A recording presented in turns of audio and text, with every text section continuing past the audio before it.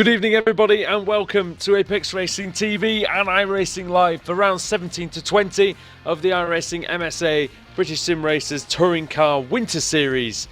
And well, welcome to hell everybody. We're here at the Nurburgring in Germany, the Nordschleife to be more precise. Andrew Woodhouse with Adam Bath and Sam Kumo on the cameras. Adam, the Nurburgring, we know what a place this is and the history that it brings to the table. But compared to Monza last week, we had all-out chaos there. This is going to be an altogether different type of race meeting, isn't it? Yeah, it's going to be three intriguing races. Just three this race meeting because of the long nature of the circuit. We're going to be running 3 laps around the famous circuit here at the Nordschleife. And yeah, plenty of penalties after the chaos that we saw at Monza. We enjoyed it. I don't know if the drivers did. And yeah, I'm sure many of the drivers will be hoping that they're able to survive just one of the 3 races tonight. Yeah, survival is key. Smoothness is key.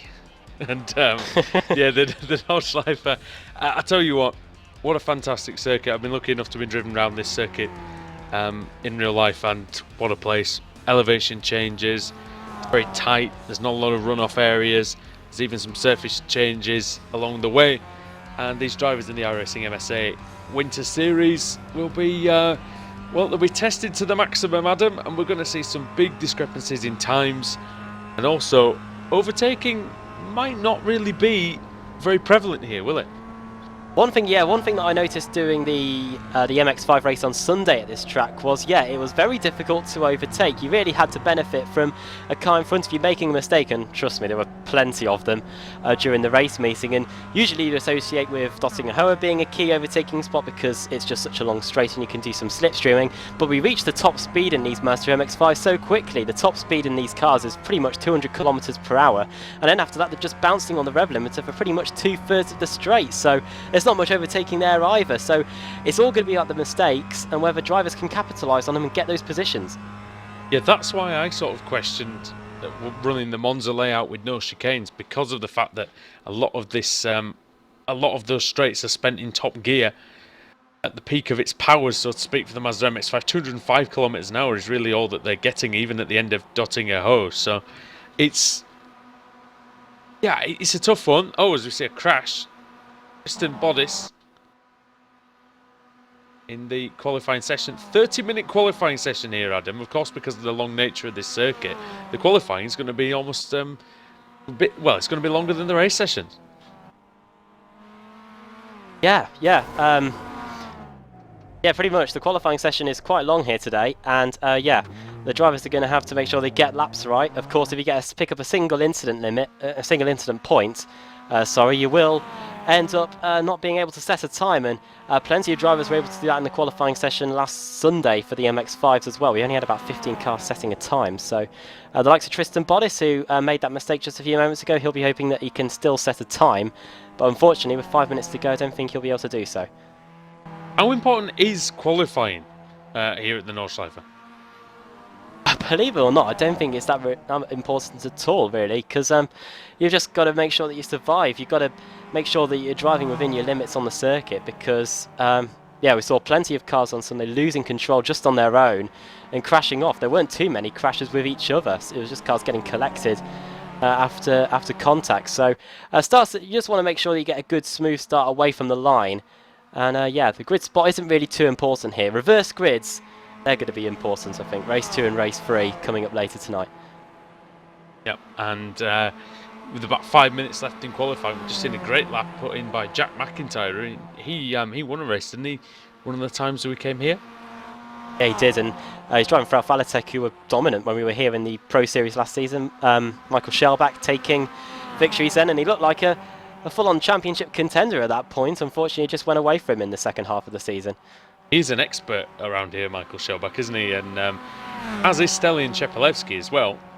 And it'll be interesting to see what he brings to the table here on what might be his final flying lap. It probably will be, actually, as he's still in the second sector, I believe. Yeah, he's just gone through the first of the hairpin, so he's just made his way through the first third of the lap. Stelian Chepelevsky, second place. Second in the championship as well, Andrew, going into this race meeting. Yeah, Chepelevsky showed some good form all season. And yeah, we'll be looking to carry that over into the Pro Series. We haven't spoken a lot about the Pro Series, mostly because we don't know exactly all the teams and all the lineups, but we do know that Stelian Chepelevsky, in his first season for Apex Racing UK, will definitely be looking for the title, his first. Looking at the championship standings going into this race meeting, Kip Stevens leading the way. Stelian Chepelevsky just 99 points behind. Andreas Katz's Apex Racing teammate is in third, with Forster Matern in fourth for Simpson Racing. Roy Verke and John Roberts both tied on 1,005 points. Jack McIntyre, the current pole sitter, is in seventh in the standings. Stefan Hoog is in 8th, 9th Andy Shield, 10th Cesare Rizzo, with Hefford 11th, 1 point behind him, Mark Woodhouse 12th, Lon Murray 13th, Max Wright 14th, Nathan Davis 15th, Boris 16th, Dan Hunt in 17th, 18th Diogo Melro, 19th Steve Richardson and 20th Richard Gore. Just looking at the Pro-Am standings, Forster Matern leading the way there, with Verke and Roberts joint second, Rizzo fourth and Mark Woodhouse fifth, with Murray, Wright, Richardson, Bond and Van Gore rounding out the top 10 there. And in the team standings, we've got Apex Racing leading the way by just over 150 points over Momo Racing, with Triple SSS in third, Simpson Racing fourth, Boosted in fifth, Lemmings Racing in sixth, Automech in seventh, Alvalatech 8th, CQR 9th, the Automech Bairn team in seventh, the Automech team in 10th, CQR S-Line 11th, and Engineer Direct in 12th.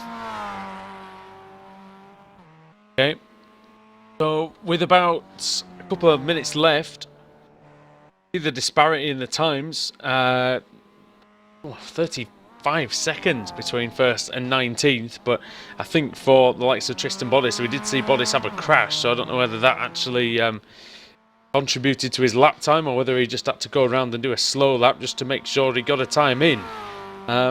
Most of the drivers within about 5 or 6 seconds. I think we will see it close up, as there's quite a few guys still out there.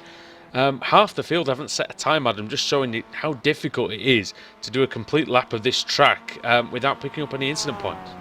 Yeah, just looking on my time screen, we've got 20 cars that have been able to set a lap time during the qualifying session, down to Tristan Bodice in 20th with an 8-minute 33.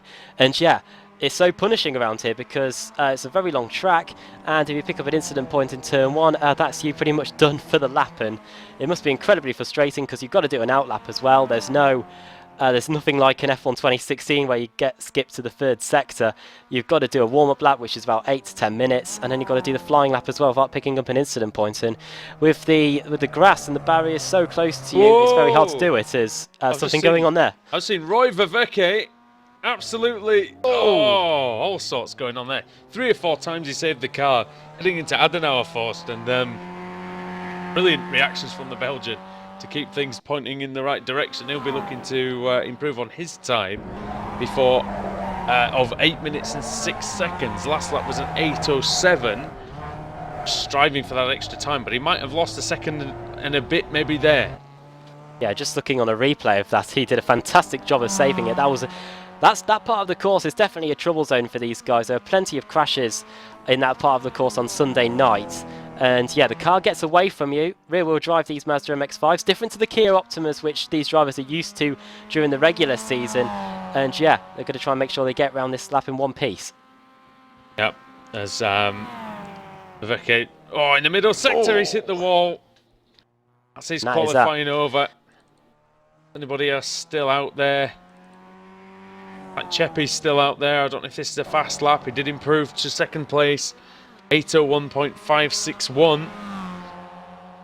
That was his best. He's chasing best. down Alex Smolensky, who hasn't set a time yet. He'll be looking to put one in as the car gets a little bit of air. MX-5 must be a bit nicer to drive than the Kia Optima, you would imagine, round here, although of course it's going to be a little bit more difficult to handle, you would think, under braking. Yeah, it's almost the opposite problem. The Kia Optima will be having tons of understeer around the circuit. With the Mazda MX-5s, we'll be having tons of oversteer. So what was the analogy you used on Saturday or the other day? Was it you, Andrew, that said? Somebody once said, I don't know who said it, but understeer is when you hit the wall with the front of the car, and oversteer is when you hit the wall with the rear of the car. There we go. And that's what happened to, well, a bit of both happened to Roy Verke, actually, didn't it? Let's see Cheppy and Smolensky can improve as they... Oh, I'll tell you what. Fighting the car. They're on it through that final corner.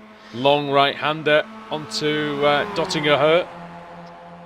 Now, the good thing about this straight is that both drivers should be able to pick up a decent toe. Chepelevsky's used it on Smolensky there, and now Smolensky knows what's good for him. He'll go back into the toe, and he'll be able to pick up some straight-line speed as well. That's if Cheppy can overlap him before Tiergarten. I've been through there flat out. This next part, this very, very fast kink that they still haven't reached yet. That's how slow this Mazda is compared to some of the cars that we've seen here on iRacing. This is the flat out blast through Tiergarten and the amazing compression down this hill into this final complex. Very fast left and right. Then they've got to be hard on the brakes here while turning left for a right-left chicane. Got to be precise through here. This is where we saw 4 drivers going off on the last lap of one of the races in the Pro Series last season. And over the line they go. And has Cheppy run out of fuel or has he made a mistake? I'm not sure. It was 8:03.3, but Alex Smolensky goes into second place. Yeah, under the 8-minute barrier. Only 2 cars have been able to do that. Yeah, Jack McIntyre and Alex Smolensky are 2 men provisionally on the front row. 7:58 for McIntyre and a 7:59.9.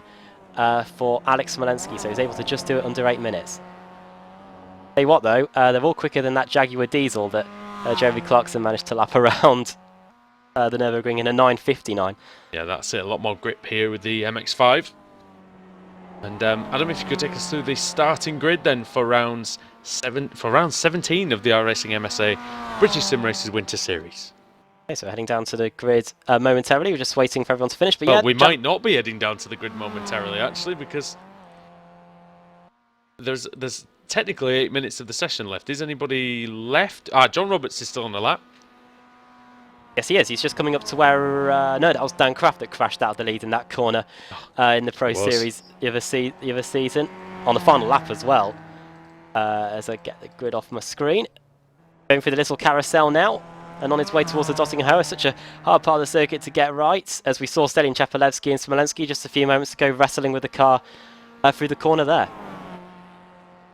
A tough corner. I mean, it's not probably so bad in these MX-5s. You've got a couple of different lines you can do. Do you sort of unfurl the car and let it sort of give it the path of least resistance onto the straight, or do you take the tighter line, the shorter line, and this long straight here at Dottinger-Hurt, and it is ridiculously long in this car, Adam. You could almost have a sandwich as you're going down here. Yeah, you have a cup of tea or do whatever. You could almost rest your hands down the straight. You don't have to change much in the car at all. Great when you're driving along down the side of the circuit on the dual carriageway. You can see right up the straight. See a lot of cars of all shapes and sizes down the straight. This Tiergarten corner, actually, which is normally terrifying in a really, really fast car, is pretty easy in this Mazda. As is the next 2 parts. They're still flat out at about 125, 130 miles an hour. Now we're down through the gears. Now we're into the final chicane for John Roberts. And then the final very tight right-hander. You need to get as close to the barrier as possible without hitting the wall. Don't run wide and ruin the lap. That would be embarrassing. And a good lap from John Roberts. He improves by 1.5 seconds and goes 12th. And I believe that is everyone, because Roy Ververke, we saw early on his flying lap, he'd already sustained some damage. Who's that behind him, though, as he's just going down the straight? So now in front of him, Lorne Murray. Actually, Lorne Murray hasn't set a time yet, but this is the chance for him. A strange qualifying session, this, Adam, isn't it? It's a lot different to what we're used to, and it's a bit longer as well. Yeah, the session length that they said isn't really anything near how long it actually is, because we've all got to wait for the drivers to finish their lap. But Lorne Murray, yeah, hasn't set a time yet in this session for the Automech Bern team. I love the team name, by the way. It's very good. Through the left-right again. He's flat through there. Maybe the tiniest of lift, but nothing tangible. To the right and then the left. See how close he gives Oh, he just kept very close, almost too close to that inside wall. Over the line goes Murray, and goes a very respectable 14th on an 8 minutes 12.0. And I do think that might be... That is it. everyone. What are the penalties like for this week? Because a few of these drivers will have just botched qualifying, and a few of them won't have been allowed to qualify. I can read you the penalties now, if I find the right folder. There we go. You might need this 5 minutes, actually, based on last week. Yeah, Nick McCarron, he's got a back of the grid penalty. Steve Richardson's also got a back of the grid. Dan Hunt's got a back of the grid along with Pete Newman, Jackie Lotterman, Diogo Melro. Dexter Cutts, if you're here, you're starting from the pit lane. Cesaro Rizzo's also starting from the pit lane along with Stuart McFadden. So those are all the cars that have got various back of the grid penalties for this race meeting. Yeah, and there were so many crashes on the first lap of race 4 that I think 3/4 of the penalties have probably come from that. That sort of makes the request for an increased incident limit even more ridiculous, doesn't it, the way these guys were driving last week. But don't get me wrong, it was quite fun to watch, but it definitely wasn't a good advert for driving standards somewhat. As now, Adam, if you could take us through the starting grid, as that'll be on the screen right now. Jack McIntyre starts on pole position, 7:58.049. With Alex Malensky starting in second, the privateer 1.9 seconds behind. 44 cars registered for this first race of the day. Selin Shepelevsky and Andreas Katz, both Apex Racing, they lock out the second row of the grid. Richard Gore, the third of the Apex Racing cars, in fifth. Andy Shields, sixth. Nathan Davis for Apex Racing in seventh. Could they be going for that top 5 like they got at Monza last week? 8th is Kip Stevens, 9th Stefan Hoog, and 10th is Roy Ververke, I think the highest of the AM drivers. Wojciech Savidovic in 11th, 12th is John Roberts of Boosted, 13th for Jamie Ayres, Lemmings Racing, with Automech Ben of Lorne Murray in 14th. He's that late lap there from Lorne Murray, getting him up to 14th place. Lee Berridge for Engineer Direct in 15th, with Jason Flood starting in 16th. 17th is Joe McDonald, with Max Wright in 18th. Mark Woodhouse 19th, and Peter Van Gore rounding out the top 20. Simon Roden starting in 21st, with Gareth Hickling in 22nd. Tristan Bodis, who made a mistake halfway through the session and wasn't able to get going again. Not enough time for him to get going again. Starting in 23rd, with Dan Hunt for Momo Racing in 24th. 25th for Laura Bond, Triple SSS. Rob Graham in 26th. Rory Butcher, 27th place. 28th for Alex Lauritsen. 29th, Steve Richardson, and then 30th for Steve Hefford. All of these cars haven't been able to set a time. 24th on back, failed to set a time in the session. Ash Sutton for CQRS line had a whole load of crashes in Sunday night's MX5 race. 32nd for Lee Barmer, 33rd Pete Newman, 34th Nick McCarron, 35th Andrew Whitehead, 36th Lewis Bibby for Simpson Racing, 37th Stuart Atkinson, 38th Michael Blake, Diogo Melro 39th, and Jackie Lotterman, of course, back of the grid penalty as we mentioned earlier. 41st Matt Bunn, 42nd Scott Malcolm, Michael Hall in 43rd, so 2 CQR team cars down there. Stuart McFadden in 44th, and yeah, those are all the cars that will be starting this session as we're still waiting to advance for the first race of the day. Well, it's not often you get through your gridding with about 2 or 3 minutes left, so well done for that. I will just share a little bit of my own experience from being at this circuit in September. It was a fantastic experience to be at the Sim Racing Expo, meeting some of the guys from iRacing and a lot of the other teams as well. And there was a big competition, of course, held at this circuit in the GP circuit. Of course, the ADAC Sim Racing Cup, and a brilliant experience. Hopefully it'll be the same again next year. And then we got the chance, of course, to drive around here in the BMW M3. It was just one of the best experiences I've had, and one of the best spends of €50 I think I've had in my life. It was brilliant, and it really gives you an appreciation of how terrifying it must be to drive this track absolutely flat out, Adam. Yeah, hopefully we get to do the same when we head up there again for hopefully the final race meeting of the BSR Formula Renault Series later in the season. $35,000 up for grabs there. Although the way the pound's going, it might end up similar to £35,000 by the end of the season. But we digress on that one. Yeah, a massive prize fund, over double of what we've ever had in the BSRTC, and some great prizes up for grabs as well, and great field in prospect as well. We've got a really, really good list of drivers registered already for the series, and no doubt some more will join us at some point during the season. Right then, the anticipation building here, and thanks for everybody's patience, of course. Everyone watching at home on this Thursday evening, the BSR MSA Winter Series from the Nurburgring, the Mazda MX-5, Andrew Woodhouse, Alex Simpson, Adam Bath, Alex Simpson's not here, Adam Bath and Sam Kumo with you. And yeah, I apologise for the filling in, but just a little delay in getting these sessions started. They did run the full qualifying allocation,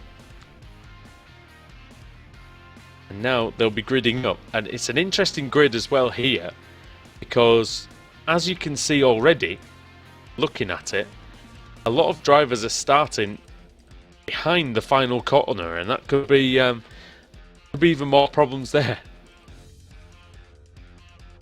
Yeah, and it's a pretty short run to the first corner. So thankfully, I don't think we'll be seeing too many mistakes, but it's after the first corner where we're going to see it all starting to kick off. It's a minute run to the first corner. Drivers aren't barely going to get out of second gear before they're taking the corner, and well, that's the task for Jack McIntyre. Keep that lead. Although we've seen some fairly short runs to the first corner recently on Apex Racing TV, most notably at Spa-Francorchamps on Saturday for the iRacing Pro Series, where Jamie Fluke managed to take the lead despite the fact it's only about 150, 200 yards to La Source. So, can be done, but it's going to be difficult for Alexander Smolenski. He does have the inside line, but that's really all he's got going for him, isn't it, in this run? If McIntyre's smart, he'll be able to take the lead and then become the cork in the bottle, so to speak.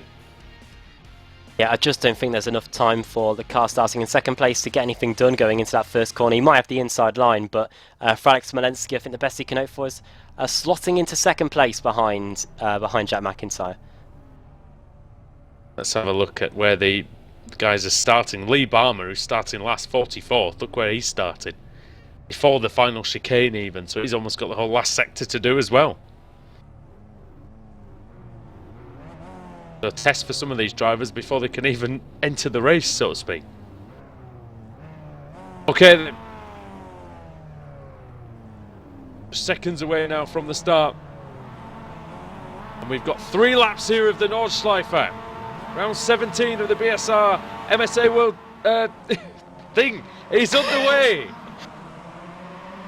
And look at that, Smolenski's going through exactly as we thought might happen. He did.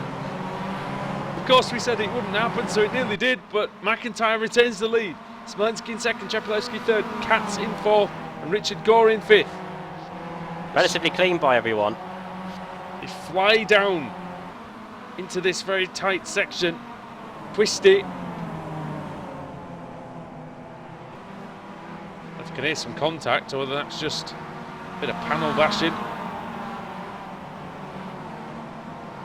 A lot of cars having to start from the pit lane, various penalties that they picked up over the course of what happened last week. And now it's towards the Flugplatz then, Adam, with Jack McIntyre at the head of the field for our Falatech. He was the fastest man in qualifying. So you would think that he might... he's got a chance to pull away here, although the slipstream is very, very high. We've seen that in the Mazda MX-5 over the last 4 weeks. And we're seeing that here again as Smolenski already gets really, really close towards Arenberg. Then this could be the first overtaking place on the circuit, and here comes Stelian Chepelewski. He's taken one, he might take another, and he may be able to get the lead into Arenberg. On the outside he goes. This is going to be interesting. Cold tyres in the opening race of the day, but Jack McIntyre just able to hold on. Stelian Chepelewski though gaining a position, and it shows straight away how good the slipstream is. And up the inside, flying down the inside, Nathan Davis, guess who, getting past Andreas Katz. He's always a man to watch out for in these MX-5s. What a start from Davis, up from 7th up to 4th already on a circuit where it's really very difficult to overtake. There's a bit of a gap though, isn't there, behind this group at the back where Andy Shield is. You've already got a few seconds back to Wojciech Svidovic, and maybe his chance of joining that front pack has gone already, as he's got Stefan Hoog for company and Kip Stevens, 2 race winners in the series before. Kip Stevens obviously former champion twice, as is Wojciech Svidovic. That's in the Kia Optima though, Adam. Very different kettle of fish here. Yeah, it is, and Svidovic hanging around his teammates in the early going. He doesn't want to get cut off from them too much, Svidovic. Oh, look at this battle with a big battle going on with Jackie Lotterman, Alex Lauritsen, Max Wright, Gareth Hickling 21st place and back. Massive battle.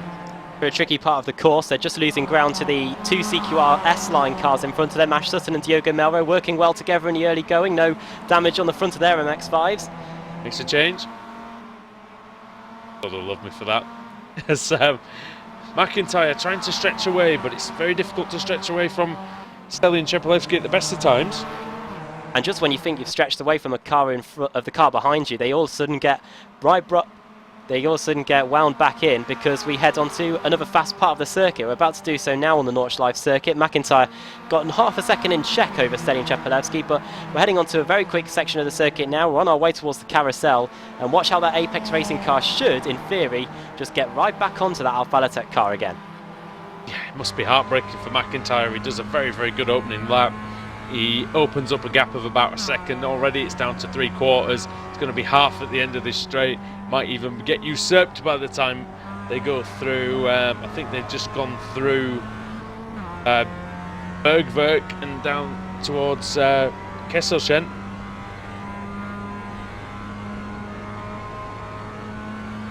A great place to watch from as well. The section at Exmüller, which they've just been through. I was lucky enough to stand at the side of the track and watch some cars going through, and a lot of changes of direction, and again up the hill and out of there towards this section that we're on now. Yep, getting down. The long run towards the carousel is going round the outside. Oh, and he might make this, Stelian Chepelevsky. He's through already. McIntyre with a wheel on the grass. Just a little lift, I think, through here. Can he have a go? This is going to be a difficult place. Car can get very light over this little crest, braking down for the right-hander. Here's Nathan Davis up the inside at the end of the straight. Apex Racing is going very well for them here, up to now 1-2. That's a nice move as well for Davies. Some of these drivers, of course, letting the slipstream just account for the fact that their raw pace isn't 100% there. Into the carousel, a very famous corner. You have to keep it right at the bottom of the track in order to go fast through there, as McIntyre fighting back now. Oh, there's a bit of contact. Around the outside he goes. Oh, Nathan Davis's car squirreling all over the place. Is McIntyre going to get the line? Oh, Davis is there though. Hit each other, surely not. Oh, and McIntyre did a great job just to avoid disaster. Just keeps it in slightly enough, just enough room. That's very close to him. I was holding my head in my hands then, but Alex Malensky trying to get through. This is another tricky spot on the circuit. Quick change of direction, and the Mazda MX-5 doesn't like it. And all the top 6 or 7 all getting through safely. This leading group separated by 4.5 seconds. It's a nice car to drive this, but it doesn't like those quick changes, as you said, does unsettle the car slightly. Malensky now trying to attack McIntyre as it's at the lead for Stelian Chepelevsky. He's trying to extend his advantage. They're surely not far away now from the mini carousel. Yeah, they're just on their way down towards it now. Or up towards it eventually. It will be up towards it, I think, in the end, yeah. So just down this descent. Oh!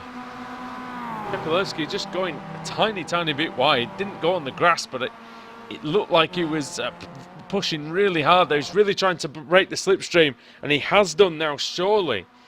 Surely they can't get any toe off him down Duttinger from this far back, as there might be a move here. Ooh, second place. Oh, as McIntyre was trying to get that back from Nathan Davis.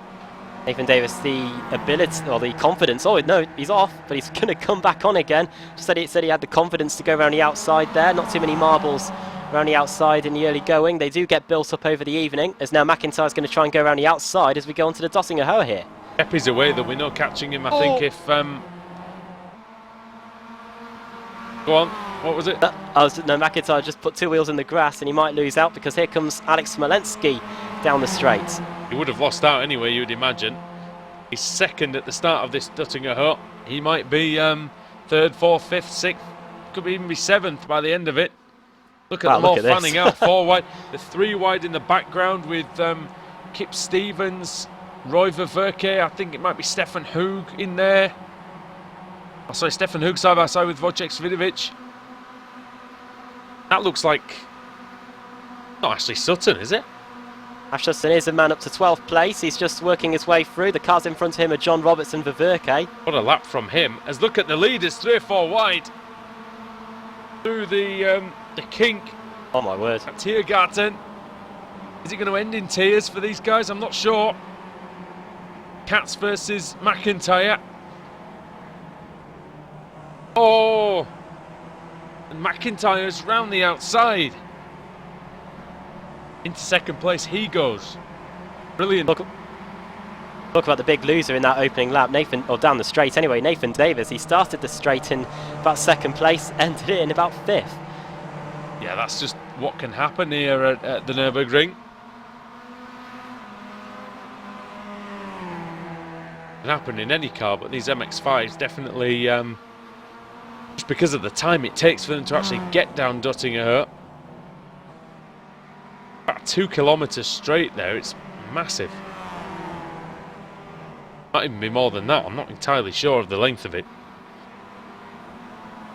But just to put that into perspective, Adam, that's about 2 of the back straights at the Shanghai International Circuit. Well, and that is one of the longest straights in the Formula 1 calendar. That McIntyre's going to be at the mercy of Andreas Katz this time, though, as we head over the top of the hill. Very hard to go side by side around this part of the circuit. Usually ends in disaster. You do not want to be side by side through the Flugplatz, just in case your car gets unsettled and starts to come away from you, because you will cause a big accident. McIntyre not really defending here hard, but on the run towards Arenberg, through Cottonbourne. I thought he might have had the inside, but the slipstream just dictates it. Is he going to have a look into Arenberg? About the only corner on the circuit, Adam, with any sort of decent runoff area or gravel trap. Don't see too many of those around this circuit, yeah, and it's a good thing, because you can have quite a few big incidents there. Seen some amateur footage of some big ones over the years on the various social media platforms. Not a place you want to go off, especially the fast left-hander before it. And now this is a very tricky section of the course, one of my favourites. Really, if you really drive a controlled couple of corners, you can really make up a lot of time. This section's not necessarily one of my favourites, but drivers have negotiated that pretty well. What a great battle for 2nd place. Can anyone overhaul Stelian Chepelevsky, who has a lead of 3.4 seconds? It's going to be very, very difficult, I would think, but well, if anybody can do it, would be the likes of Andreas Katz. Of course, these two 2nd and 3rd in the championship. The man leading the way in the points is Kip Stevens. He's down in 16th place. But of course, what Kip Stevens has in his favour is he is consistent. Stelian Chepelevsky and Andreas Katz probably not been, well, obviously haven't been as consistent as the 2-time BSRTC champion, but they've obviously got the pace and the ability and the team to get the championship wrapped up, hopefully by the end of the season. Sutton's flying out there as well. He's almost caught this front group. It's now a group of about 8 cars. It might be 9 if Sutton can get there. He will get there surely by the end of this lap. There's still time for the Jack Sears Trophy winner to make some progress. Won at Croft earlier in 2016, up 23 positions from where he started. Ash Sutton up to 10th now. And yeah, he's got Stefan Hoog, he's got Svidovic in front of him. He's only 8.5 seconds off the lead. His teammate Diogo Melrose had a great start to this race as well. He's up 13 positions. Lewis Bibby doing his customary move through the field. He's up to 21st from 43rd. Retirements, we haven't really seen many of the retirements so far, but we have lost Gareth Hickling, Tristan Bodis, Jackie Lotterman, Stuart Atkinson. Oh, Stuart Atkinson's still going. well down the timing screen, still on the first lap. Lee Barmer, Nick McKerron's 1 lap down as well. If you're 1 lap down, you will score points though, so it's worth continuing. Yeah, we had a few pit stops at the end of the first lap. Rory Butcher in, Lee Berridge in, and yeah, those 2 in at the end of the first lap, so not what they wanted. However, they will be helped on the reverse grid. Here comes Alex Smolensky then for 4th and 3rd place. Battle is on. Can he get past Jack McIntyre? Yes, he can. Can he get past Andreas Katz? Affirmative to that as well. Alex Smolensky, who could have well been a BSRTC champion in the Winter Series of 2015. He's now attacking hard for 2nd place, and speaking of attacking, Andreas Katz is never short of that. The German, of course, in his home country, trying to get the job done here against the Bulgarian Smolensky. Davis definitely putting all his cards on the table, looking at the inside into the carousel. That'll be interesting. No way through there, surely. It's really a one-line corner. You can't get anything done on that tarmac area on the outside. And unfortunately, he has to settle down into 4th place, and this now opens him to attack from Jack McIntyre. Yeah, the Welshman, who's had a good few races in the last few weeks, under pressure now from McIntyre. Behind them, you see Andy Shiel, who's been very much quietly putting together some very good race meetings in this series. A relative unknown to us here in Apex Racing TV. Did a few races last season in the Pro Series, but that was about it.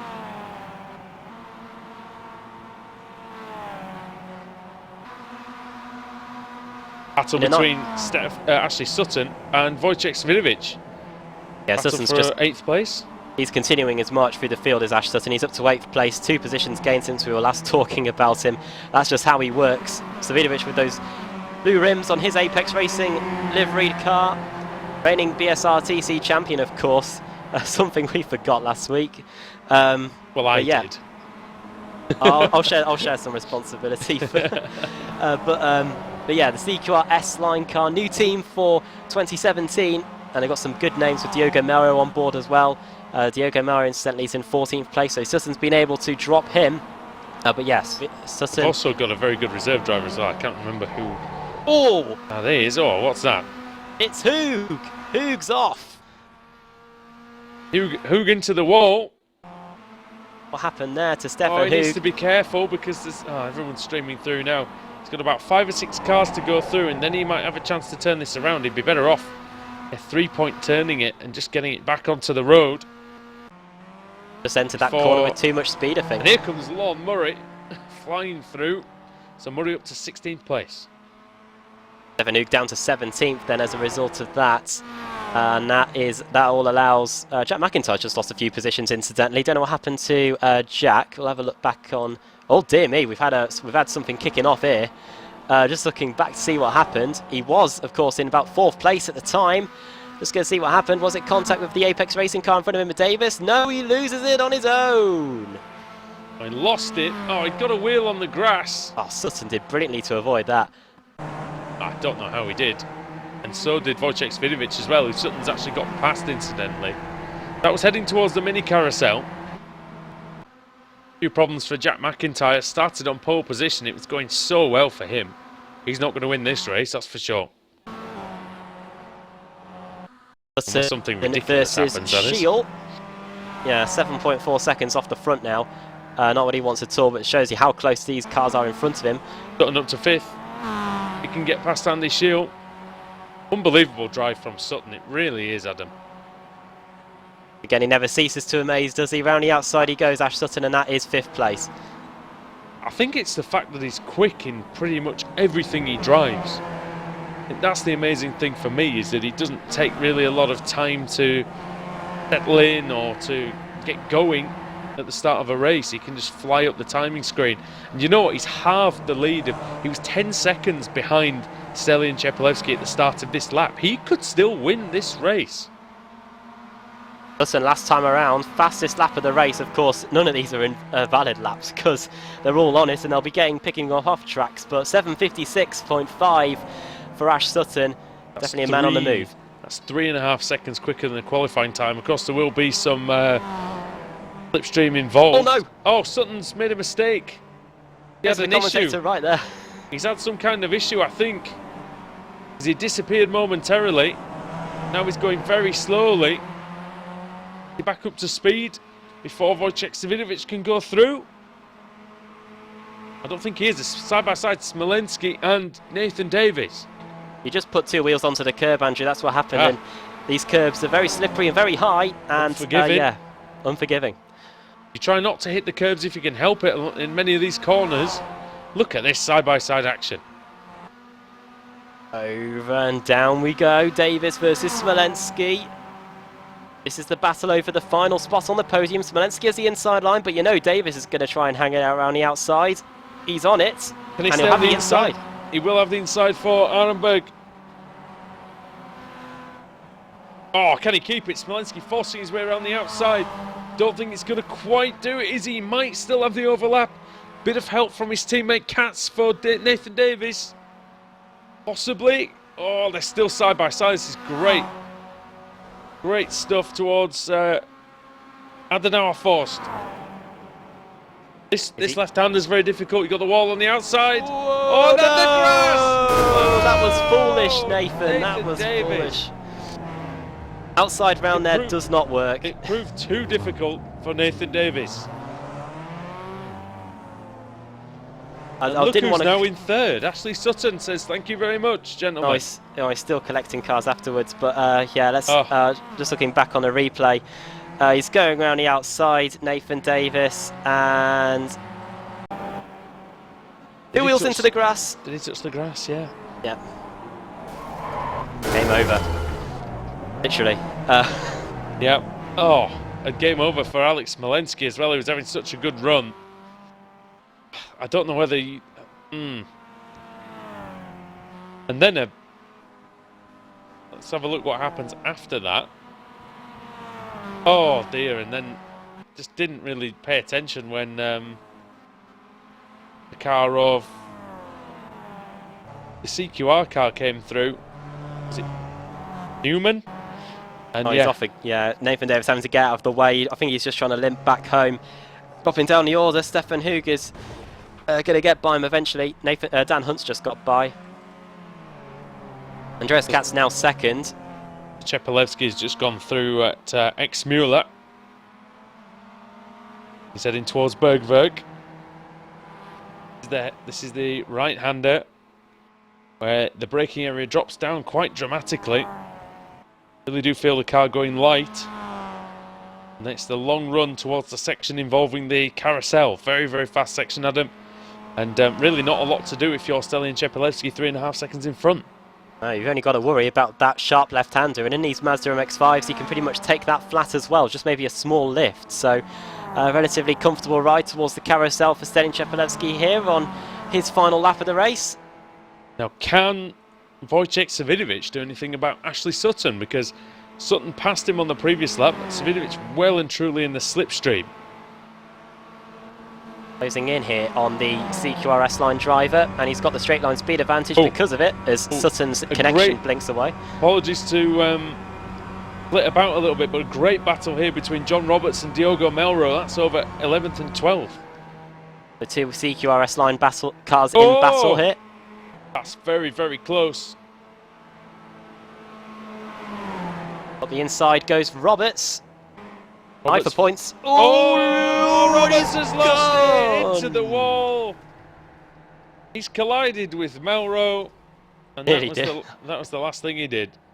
I don't know whether there was too much contact with Melro, but they were side by side, yeah. There wasn't much. And Roberts down to 12th place now.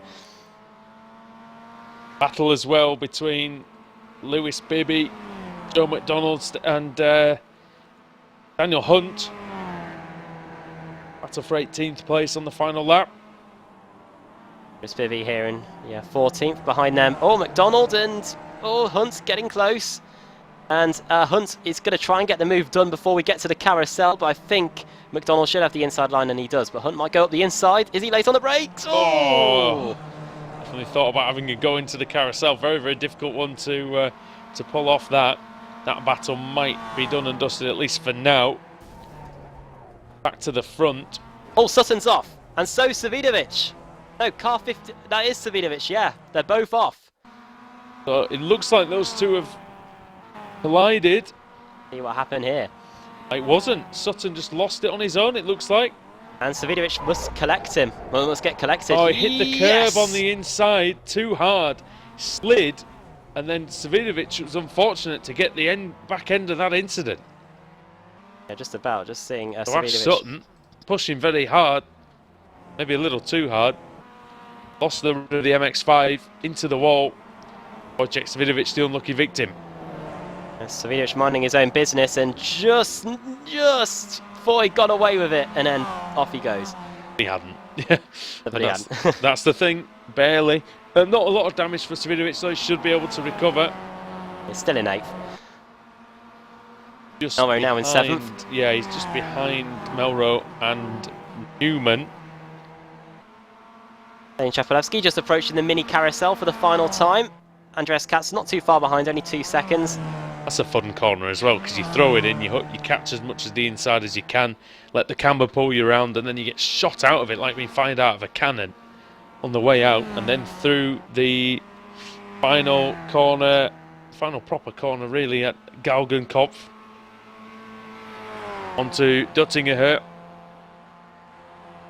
Big long straight with the castle on the right hand side. Dustin's gone again. Don't know whether it's disqualification for him, but yeah. I think it could be.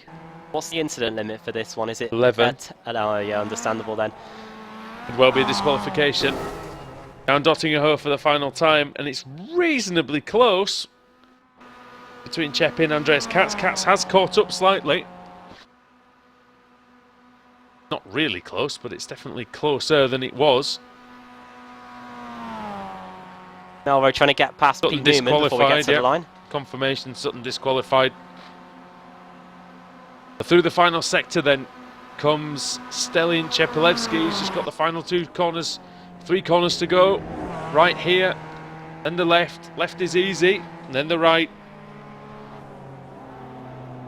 And through comes Stelin Chepelevsky. Does he? And he's won. He's won. And he has won. The timing line's just on the exit of that right-hander. Yeah. The scores didn't update for me, so apologies to everyone at home for that little hesitation. But yeah, and actually, even though the first 10 cars were separated by only 6 seconds after the last lap, and you've now got a gap of 23 seconds back to Roy Ververke in 9th. Oh, Hunt round the outside of Roberts. And that's a move done there, That's just a in the great final move. corner. Brilliant from Daniel Hunt at the end. And then ahead of Andrew Whitehead. And then it's waiting for the timing to update. It takes a long time here. A really long time. Oh, look at this. We've got Hunt, Mark Roberts, Woodhouse, Murray, Bunn, Michael Blake, all together here for 17th, 18th, 19th. Can Michael Blake hang on? Looks like he can. He goes a bit wide, but he's okay. Michael Blake takes 18th place. And that's to go with his 2nd place that he got in the ASRC series the other night. Ahead of Mark Woodhouse, Matt Bunn, Mark Woodhouse and Stuart McFadden. Now, who's still going? Jason Flood coming through the final sector with a bit of damage on that MX-5. And this is probably going to be 23rd place for Jason Flood. I don't think you can really say it's a bad outing considering the damage. Simon Roden is still going. As is Nathan Davis, actually. Nathan Davis coming through watching her as well. Yeah, look at that. Yeah, Nathan Davis's Apex racing car. Nick McCarron actually is going to get there, I think. Ahead, only his 1 lap down is Nick McCarron. Simon Roden finishes 2 minutes behind. Here comes Davies. But he's behind Scott Malcolm. So Scott Malcolm's just got the last sector to negotiate for Automech. And 10 positions for Scott Malcolm. Scottish driver through the final sector carefully. Ensure he finishes the race. He does, and then shortly behind him is the wrecked car of Nathan Davis, and frankly, well, he's only really got himself to blame. Was unlucky to get spat out like that. Phoning up Alex Simpson for a new car. That's it. I wonder if Alex won any money last week to bankroll that. As here's Lee Berridge. Regional Direct down the Dottinger Hoe on his own here in 27th place. Yeah, we've still got Stuart Atkinson out there somewhere as well. It's in the middle of the lap. We've got Rory Butcher still out as well. You can tell that Berridge's car is a bit knackered though. He's only reaching 187 kilometres an hour.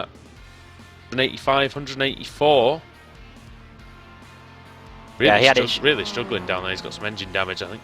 Yeah, he had issues, I think, from the start. He had to make a pit stop at the end of lap 1. He's actually slowing down up the hill. Is he actually really slow? Is he, The engine's cut out a little bit. There's no revving going on. Is he actually out of fuel? Is that possible? No, there we go. He's back. Just taunting us, I think, is he? I probably just felt, yeah, I'm on my own. I don't want to. My foot's hurting. I don't want to accelerate. Maybe, like Lewis Hamilton with his sore foot. He's coming through the final corner. 27th, and Atkinson. I tell you what, he's still at 28th. It looks like in the end. Okay. But he still gained a lot of places, though, mate. We'll say that. There's quite a few people retired on the last lap. Now Atkinson, he's just got a few corners to go. It's a weird race, this, isn't it? Because we still get people finishing for 5 or 6 minutes after the actual finish of the race. Here comes Atkinson.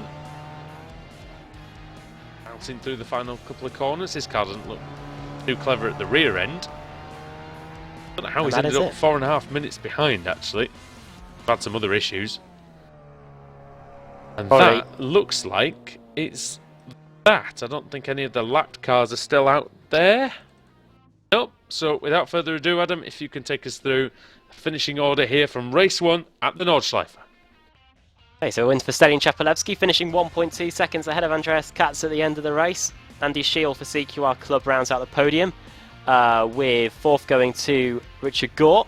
5th, Pete Newman. 6th, Diogo Melro. Wojciech Svidovic finishing in 7th place, just ahead of the 2 AM contenders, Jamie Ayres being the top AM finisher, and 10th.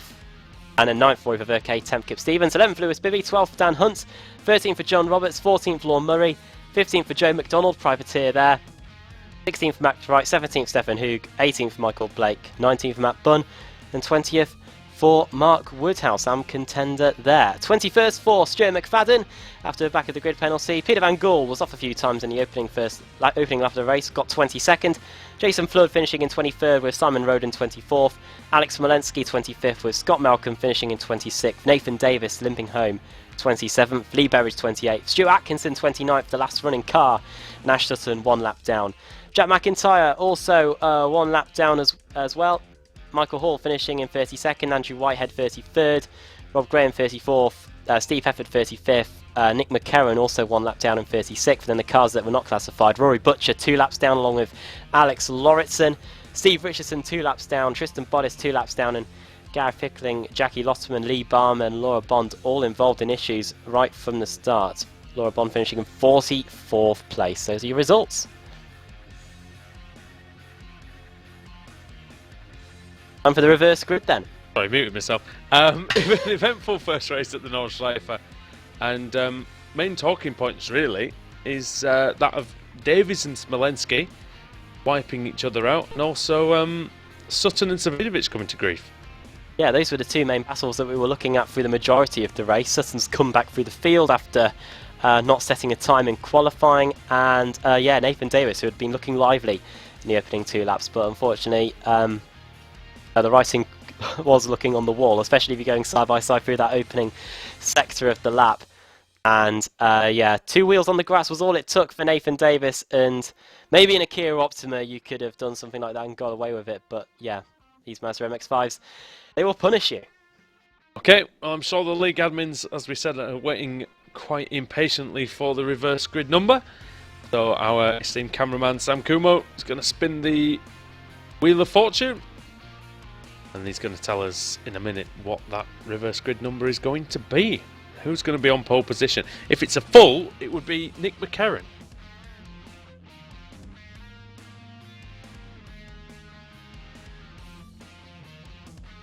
And the pole position goes to 24. It is Simon Roden. So a very small one actually. Simon Roden gets reversed onto pole position. Jason Flood second, Peter Van Gool third, Stuart McFadden fourth, and Mark Woodhouse will be starting in fifth. Wasn't Simon Roden on pole last week at some point as well, I think? Rings a bell, yeah. So, well, he's got another chance to maybe take his first BSR TC win. We'll see if he can do it after this break here on Apex Racing TV and iRacing Live.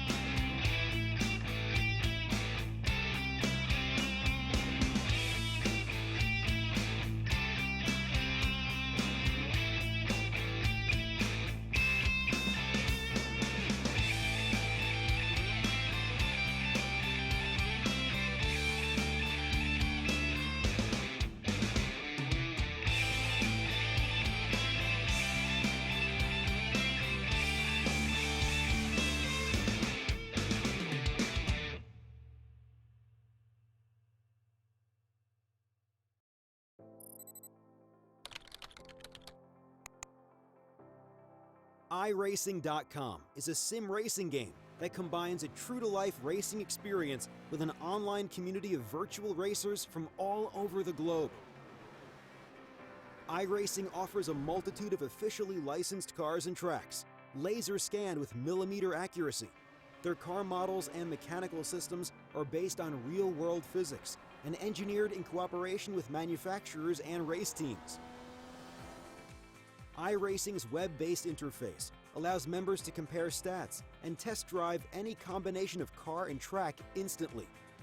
Their skill license system ranges from rookie to pro, ensuring members are always pitted against those with similar skill sets. Members are able to sign up for a weekly race series, compete in time trials, host a private race with friends, and participate in racing leagues created and run by the community. With over 60,000 members, iRacing works in partnership with renowned motorsport organizations like SRO Motorsports Group to deliver virtual races based on the real-life Blancpain GT series. iRacing's Blancpain Endurance Series features team racing, giving members the ability to build a team and participate in races ranging from 3 hours to 24 hours. Additional partners include NASCAR, IMSA, V8 Supercars, IndyCar, allowing members to race in their very own 24 hours of Spa, Bathurst 1000, Daytona 500, and many more. iRacing.com, delivering the most authentic racing experience short of getting into a real race car.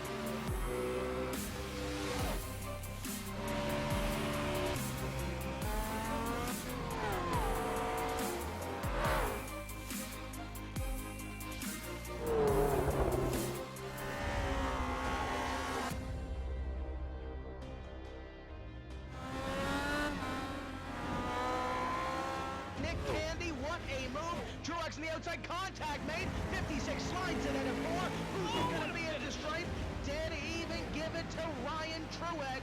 Truex is your winner over Tandy.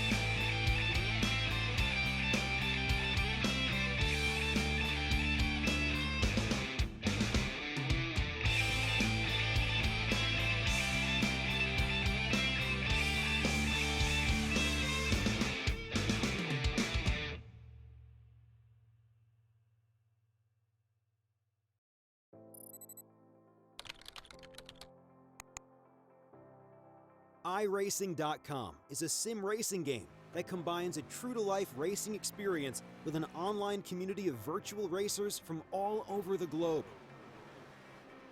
iRacing. Welcome back to the Nordschleife for round 18 of the iRacing MSA British Sim Racers Winter Series in the Mazda MX-5. Andrew Woodhouse and Adam Bath with Sam Kumo on cameras, and the first round was pretty eventful, Adam. Nathan Davis, Alex Smolenski ended up in a heap, as did Ashley Sutton and Wojciech Svidovic. Took out some big names.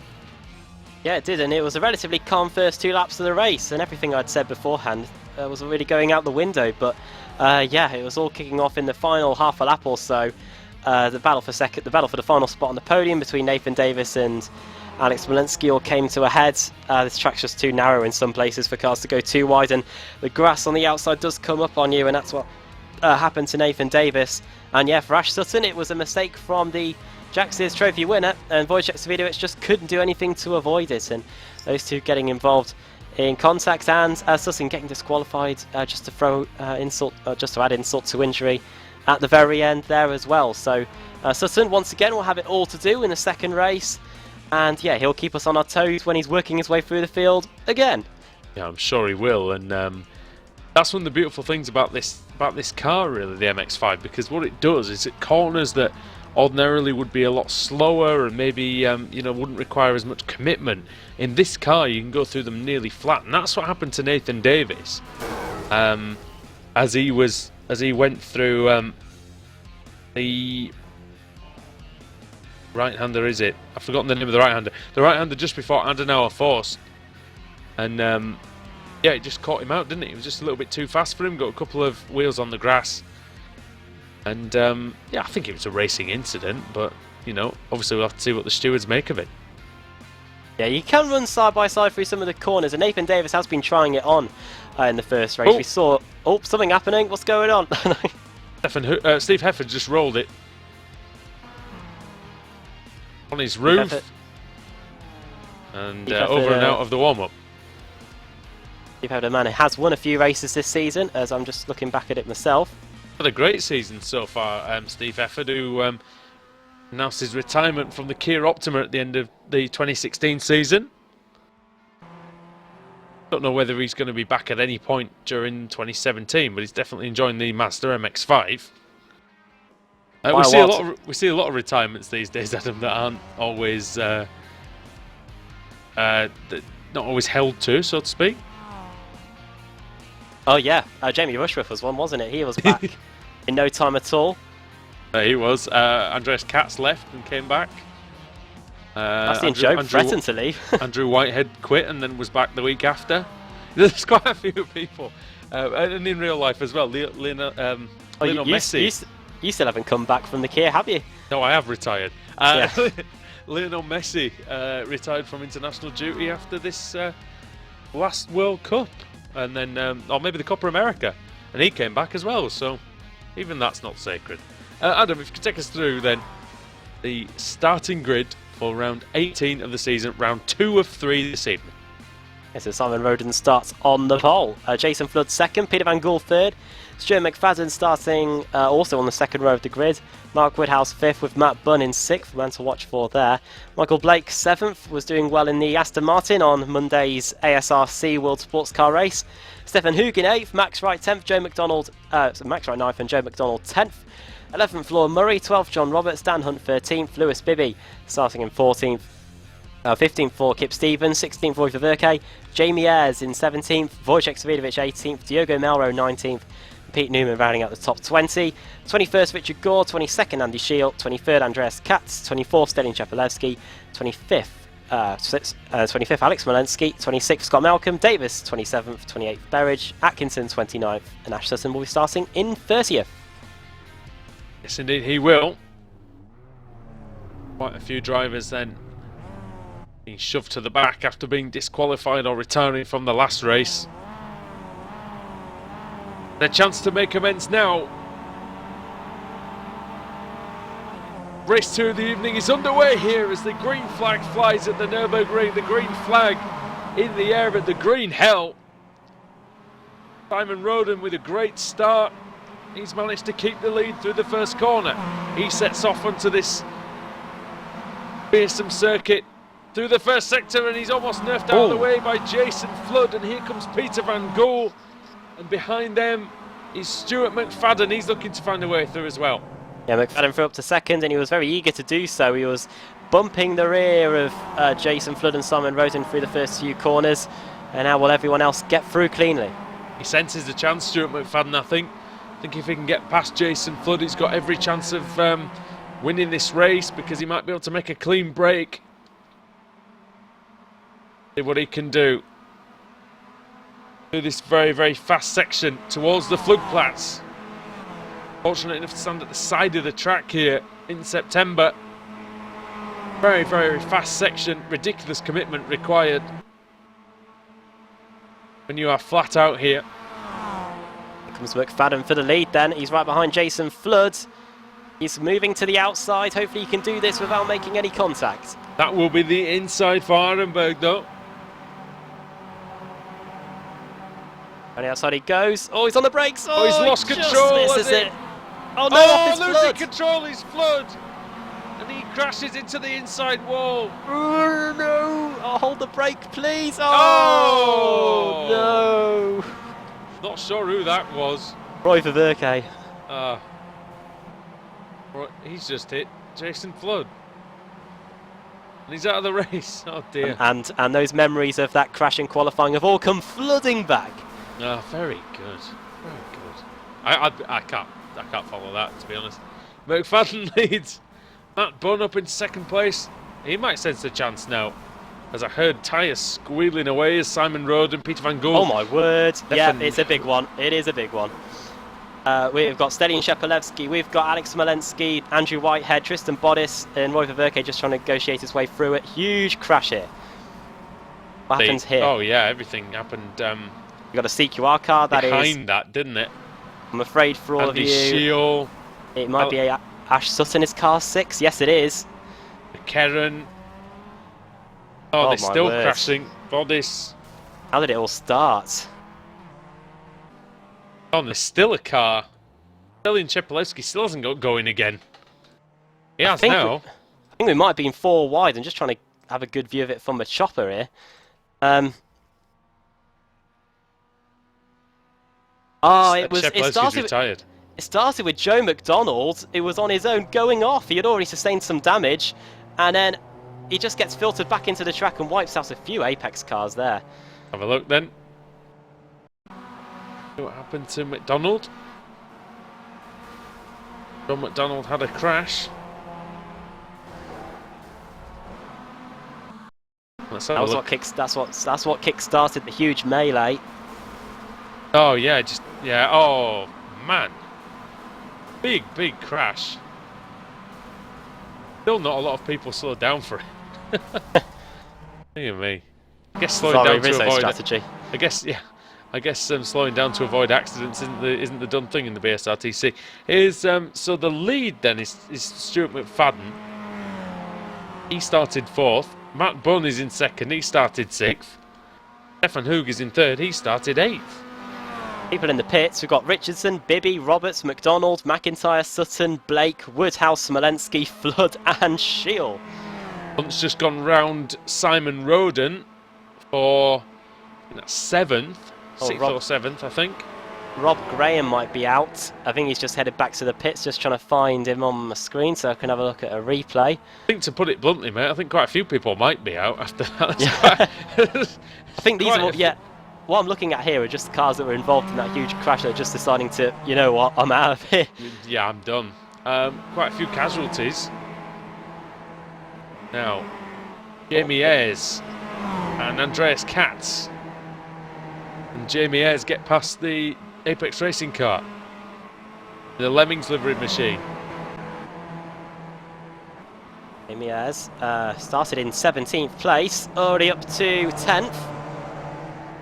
Coming up to the carousel for the first time, Andreas Katz, one of the very few remaining Apex cars. You can see one with heavy damage at the back, car 38, Nathan Davis, and behind him, Richard Gore. Richard Gore with no damage. Ip Stevens, championship leader, in 14th. He was 14th. I don't think he is anymore, is he? Stevens is He's now much higher in. than that now, actually. He's in 14th. Oh. Okay. Make that 15th. He's just been passed by Michael Hall. But he's actually made no progress at all. Those Hall, though. Hall has made progress. He was up from 32nd on the grid. We'll get a full rundown of who's retired at the end of this lap. Oh, off is Van Gogh. The man in fourth. From fourth place, sorry, yep.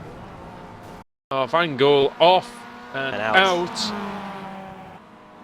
Make that a good 13 cars now in the pits. Matt Bunn's into the lead, meanwhile.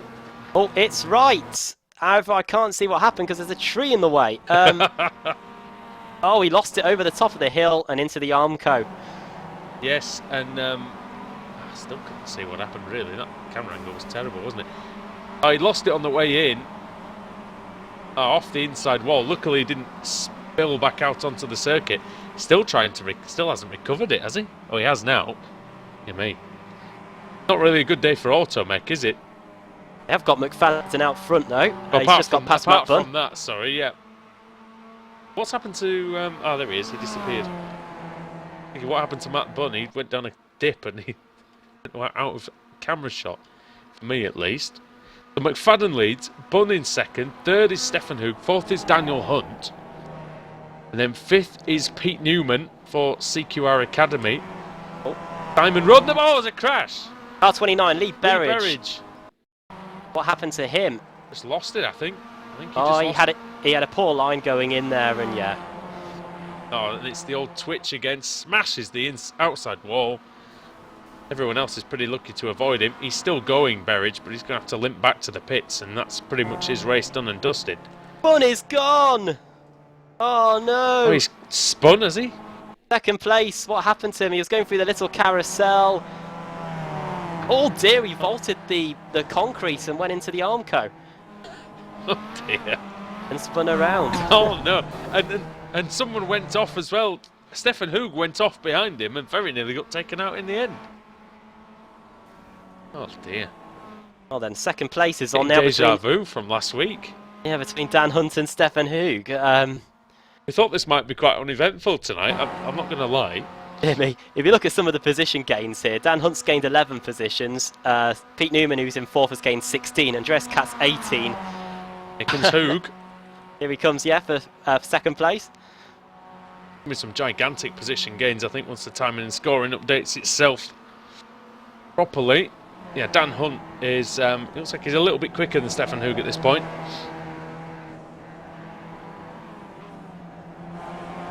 Yeah, just showing a bit more commitment. I wonder if Hoog might have a tiny bit of damage as well.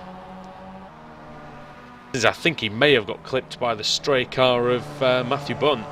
Over the line then, Stuart McFadden leads by 3.2 seconds for Automech. Then it's the two Momo cars of Hunt and Hoog. Then 8 seconds behind is Pete Newman, with Andreas Katz just behind him. Then it's Jamie Ayres, Richard Gore in 7th, Nathan Davis in 8th. Up from 27th on the grid, Nathan Davis. Good performance so far from him. Simon Roden still inside the top 10 in 9th. 10th is Michael Hall. Started 32nd. Terrible issues he's having with connection though, Michael Hall. Kip Stevens in 11th. It'll be good for the championship. Stuart Atkinson 12th. Steve Hefford 13th. Scott Malcolm in 14th. 15th is Nick McCarron with all horrible damage he's got. Yeah, Michael Hall's connection was so bad that the server didn't even recognise that he completed the first lap. He's now a lap behind in 24th place. Rory Butcher's got some terrible damage. And he's actually getting passed as we speak in the slowest overtake I think I've ever seen by Andrew Whitehead. Lee Berridge for the second race in a row, just come into the pits at the end of the first lap. Battle for second continues. Hoog trying to get back at Dan Hunt. He's got the slipstream. Katz v Newman though behind. Battle for fourth. Whoa! Oh, very close there. Katz just squeezing ahead into Ironberg. 9 seconds off the lead, these two. Katz is very quick round here, but I don't even think he can make up 9 seconds in 2 laps round here. I'm not sure, but we'll see.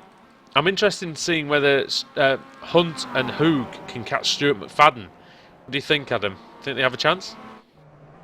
I think they do. Yeah, 2.5 seconds, and I'm not going to say it's a certainty, but Stuart McFadden will probably make one maybe minor mistake at some point over the next 1.5 laps. So don't rule out those guys getting near him. They work together. They can set some good pace, especially down to Dottingerhoa. And by the time they get around to start the final lap, they could be right with the Scot. Yeah, and 1.5 laps is a long way around this Nordschleife. It's over 30 kilometres. It's like a gargantuan rally stage, isn't it? It really is. Really is. It's more like a rally stage than a race circuit in places. This as well, you know. You almost need a co-driver the first few times you come round here to remember which way you're going. It's taken me about 12 years to properly figure it out. And right, the cars who are out, we've got a lot of them. So only got 18 on the lead lap. Yeah, so Michael Blake is out. Ashley Sutton is. Then John Roberts, Andy Schill, Smolensky, Mark Woodhouse, Blood, Graham, Wright, Van Gool, Bunn, McDonald, Bibby, Viverke, Svidovic, Melrose, Chepelewski, McIntyre, Richardson, and Bodis. Dear me. 22 cars out of 41 running, and only 18 of them are on the lead lap. I'm not sure some of them are even running either. I think some more have come to grief on this lap since the start of the lap. Ah, now Daniel Hunt. Look, he's made a really good first half of this lap, Adam. I know. Yeah, they were 2 seconds behind Stuart McFadden. Now it's 8 tenths. Right with the Scotsman. Those 3 red cars at the front of the race. Different teams. Fun for Automech, and Hunt and Hoog driving for Momo Racing. Whereabouts are they now? Like towards the carousel. Yes, so just through Kesselchen.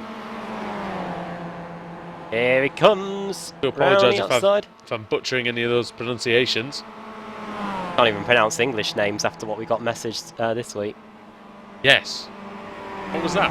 Anyway. Yeah. What was that? Honestly. Yeah, what are we doing here? As Daniel Hunt then takes the lead from Stuart McFadden.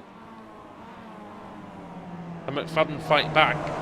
He can stay close to the carousel, Adam. He's got a slight chance, maybe into her act, which is the fairly tight right-hander, but it looks like actually he's coming under pressure from Stefan Hoog through the carousel. Make sure you stay on that inside. Again, like you said, you don't want to vault that concrete bit on the inside and end up on the flat part where there's really isn't any grip at all. Because not only is it flat compared to being extremely banked, but all the marbles end up out there as well. Yeah, it's part of the track which really never used at all. And Stefan Hoog getting impatient here. You can see Dan Hunt pulling away. 3/4 of a second the gap is now. Needs to get through on McFadden quickly if he wants to make a move for the lead. Here comes Stefan Hoog. No. Is he going to have the commitment needed and the skill? Being held up big time here now. 1.5 seconds nearly now. As the Gladiators theme tune used to say, do you have the will and the skill? We'll see if Stefan Hoog has either or both.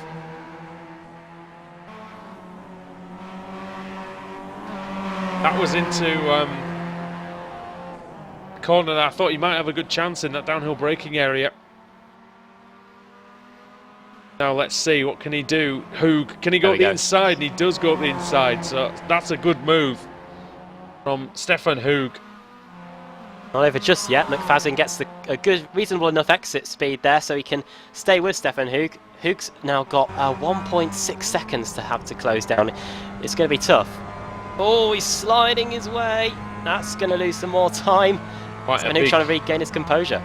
Yeah, quite a big slide there through. I think that's Brunchen. This very fast section. Completely flat out in this MX-5. Oh, McFadden carries great speed into that right-hander. Hoog's sliding again. Oh, he's sliding the car. Can he save it? He does. That's beautiful driving. Into the mini carousel then.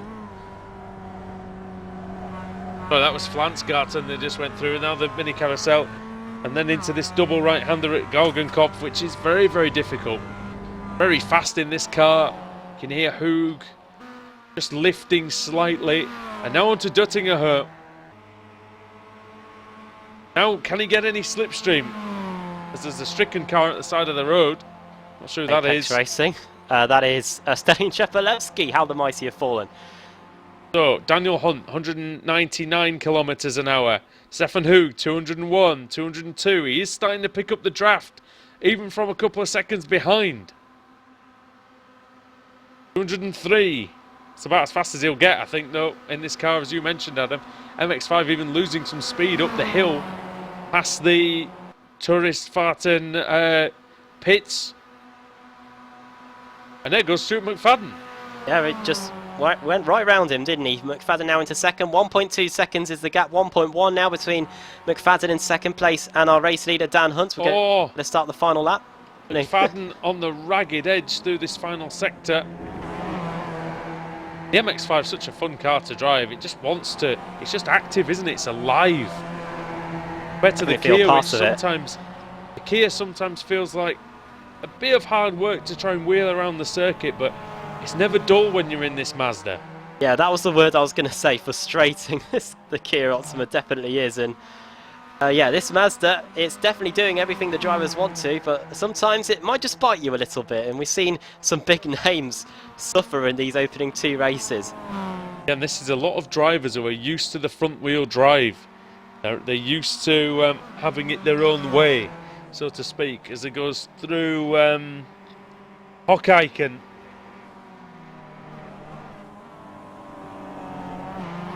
And then they're on the way towards the Flugplatz. Great section this, again, up and over this little bridge. Plunge down and then over this crest where the car sometimes wants to leap off the surface. And this fast right-hander, which takes some balls, I tell you, to go through there flat out.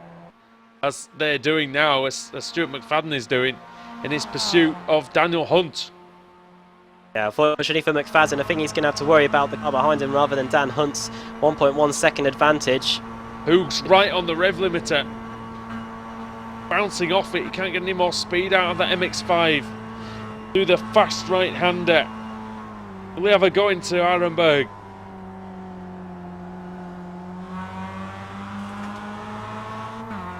Got to run Dan Hunt on the exit of the hairpin. Oh, this is going to be interesting. Does McFadden know he's there? I think he did just about. Now this is the difficult one. We've gone through Fuchsröhr and then into Adenauer Force now. Very tight section. Oh, and Hoog, I thought he'd missed his braking point. I don't think he did. McFadden braked a lot earlier for that section. Now this is Hoog's chance, Adam, surely. It's just surely one poor he's exit. gonna Yeah, might be it's able just to one have a poor go exit. into Metzgersfeld. Very tricky part of the circuit to get right. That grass on the outside invites you in. And no runoff areas here at the Nurburgring. Not really, anyway. And then this very tight right-hander at Kallenhardt.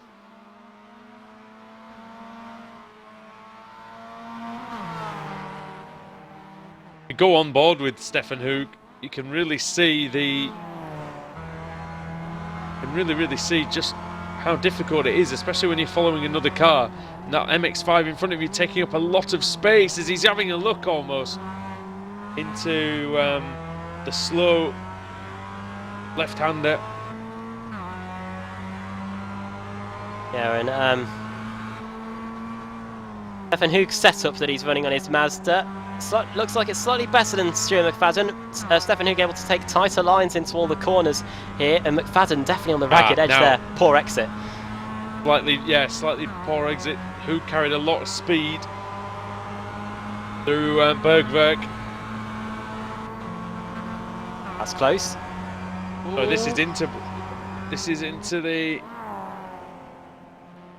And Hoog's done it. Yeah, lovely move by Hoog.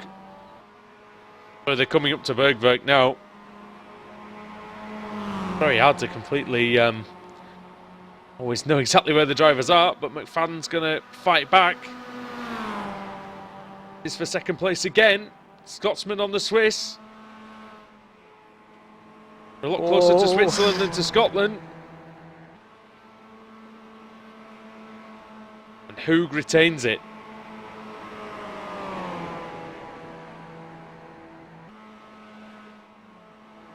Approaching the carousel then for the final time. This left-hander in any other car, very difficult to get right. Same with this right-hander that they're coming up to now. Oh, now battle for sixth place as well going on between Jamie Ayres and Richard Gore. But Richard Gore's just gone through there. Ayres will be trying to fight back. All three past Ayres. After that lap, we're down to 20 cars, I think. We lost Berridge and we lost, I think we lost just Lee Berridge. We haven't lost him. He's still out there on the circuit, but all sorts of problems. 18 or 19 on the lead lap.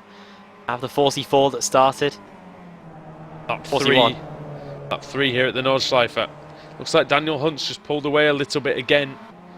Well, a lot, quite a lot actually, with that battling going on. It's amazing, isn't it? They don't look like they've slowed each other up very much, but they have, haven't they? Yeah, 3.2 seconds now, Dan Hunt. He's been able to pull away a lot through that second sector on the lap.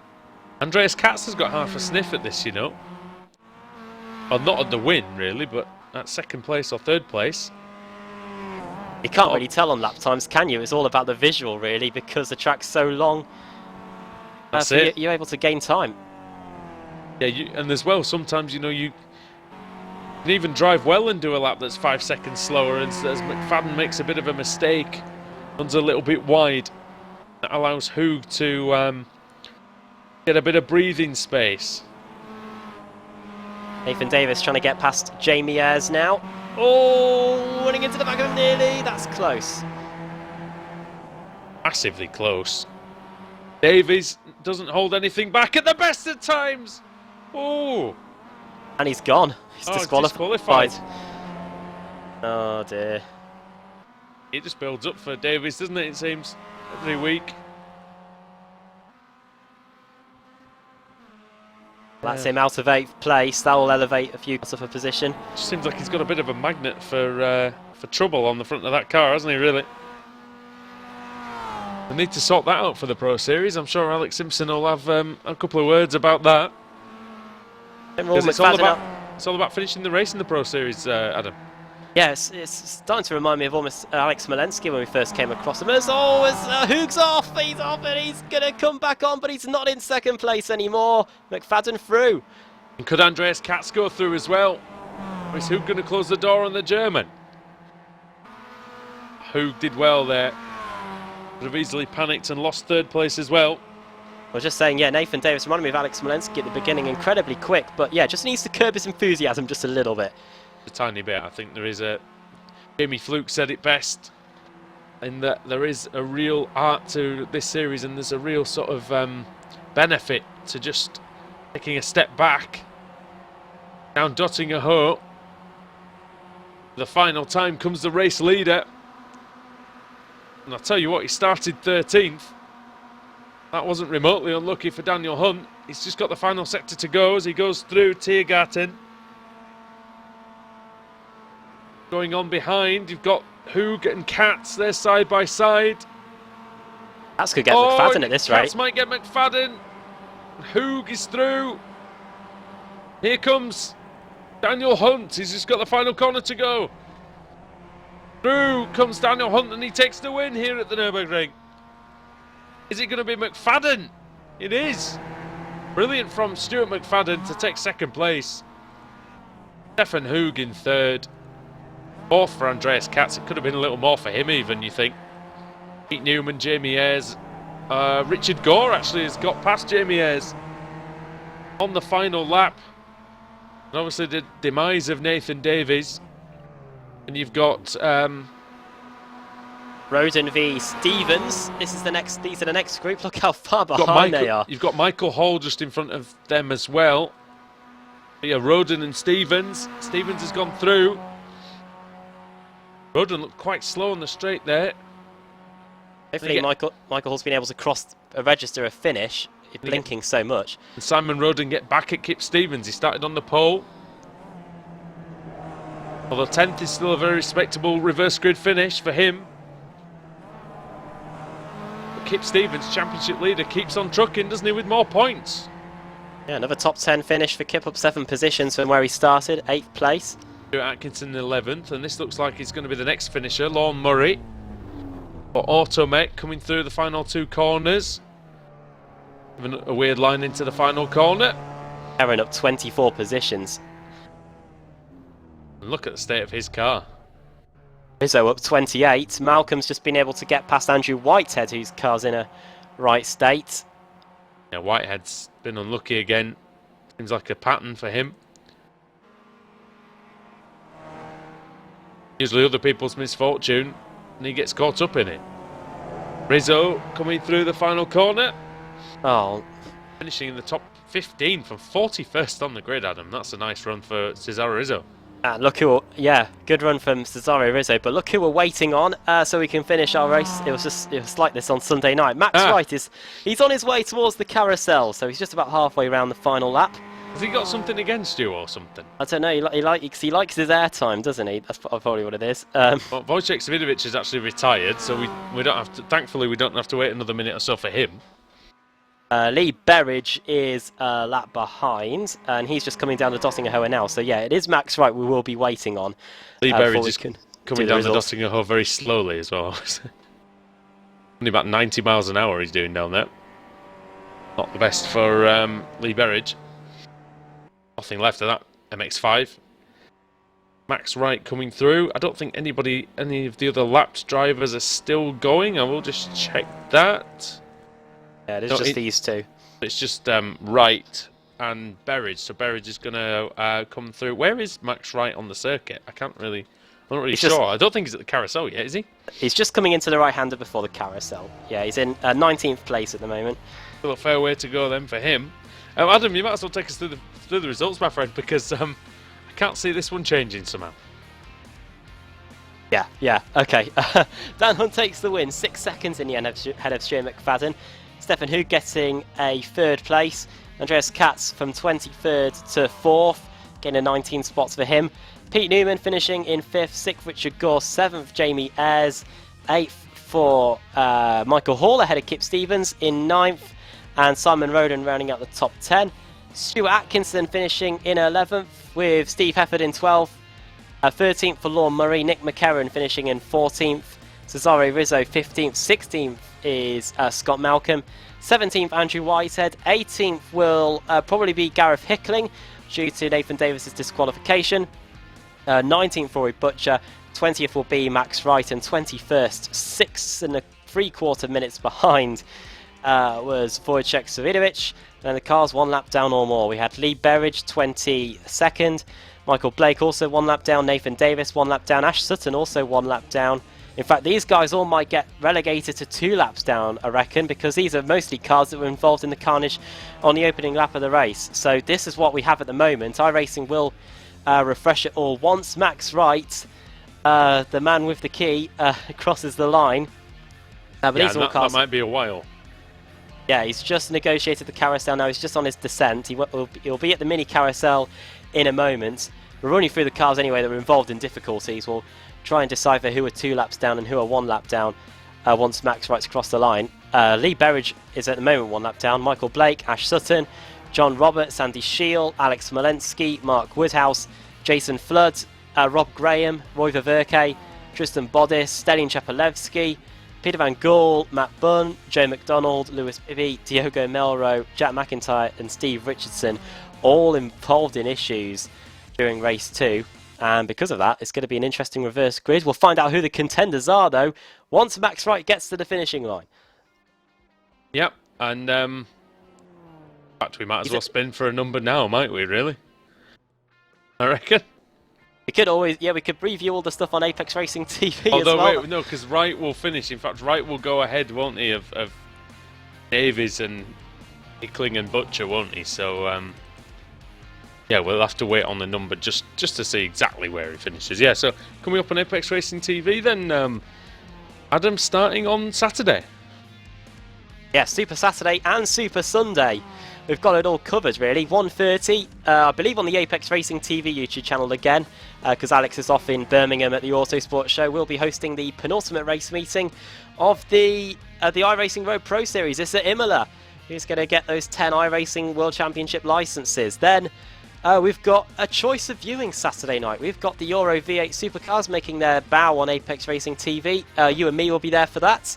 And at the same time, over on Apex Racing TV as well, we've got, we need 2 channels, we've got the second race meeting of the BSR Kia Cup Series. Dave Christie and Pershali Shergis will be there for that.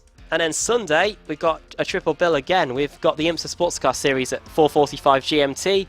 And an evening to back that up, we've got the next race of the Mazda MX-5 Cup, BSR Mazda MX-5 Cup. And at the same time, we've got the first race meeting of the Club 73 Touring Car Championship, which you'll be there for with Mr. Alex Simpson. He'll be back from Birmingham, so that'll be interesting. A VW Jetta and the Kia Optima racing together. Yeah, Club 73 Touring Car Championship brought to you by World League Sim Racing, and over the line comes Max Wright to complete his final lap, and that was 9 minutes was his final lap. Finishes 7 minutes and 1 second down. It's more like the Tour de France than a motor race in terms of the time gaps. But yes, Max Wright finishing the race. And Sam, if you could spin the wheel, please, and we can get a pole position candidate. Yeah, and after Max Wright crossed the line, a few cars did get relegated to 2 laps down, so 22 cars finishing as classified finishers. If it's a full, it will probably be Lee Berridge that gets put onto pole position. 28. 28. Alex Smolensky. That's Alex Smolensky. Will he get the pole? I'm not actually sure. But we'll have to find out when we come back, and I think we will. Just as well, we've got the... we do have more racing next week, don't we, as well? We've got the Ricmotech Sports Car Series, and that will be on Tuesday at 2 a.m. Tuesday morning. Yeah, Monday night / Tuesday morning, 2 a.m. here on Apex Racing TV. We will be here for that one. Definitely, yeah. Hopefully, anyway. Yeah. We'll be relying on some alarms, I'm sure of that. Andy Shield will be starting second, John Roberts third, Ash Sutton fourth, and Michael Blake in fifth. Well, you're lucky, Sam. You won't be there for that one. Yeah, I know. Yes. You don't have to wake up that early. But we're still looking forward to the series, Adam. It should be a good one. Yeah, definitely. Ricmotech Sports Car Series. Sports car racing seems to be thriving on Apex Racing TV. We had a brilliant IMSA race at the Nurburgring on Sunday, and we had the first instalment of the ASRC on... which was also a very good race as well. That was Montreal, enjoyable. yeah.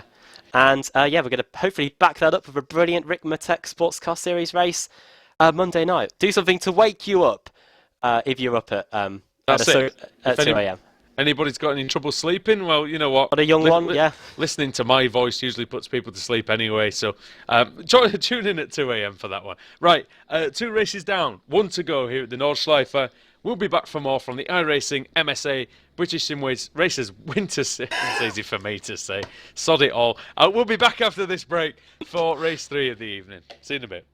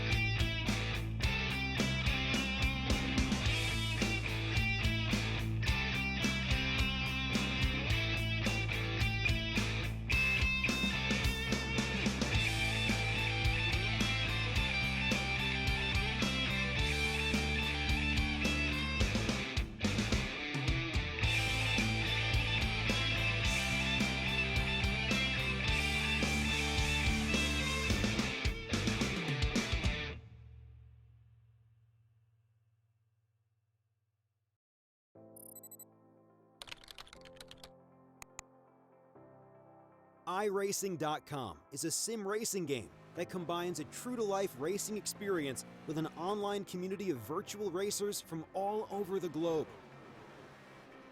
iRacing offers a multitude of officially licensed cars and tracks, laser scanned with millimeter accuracy.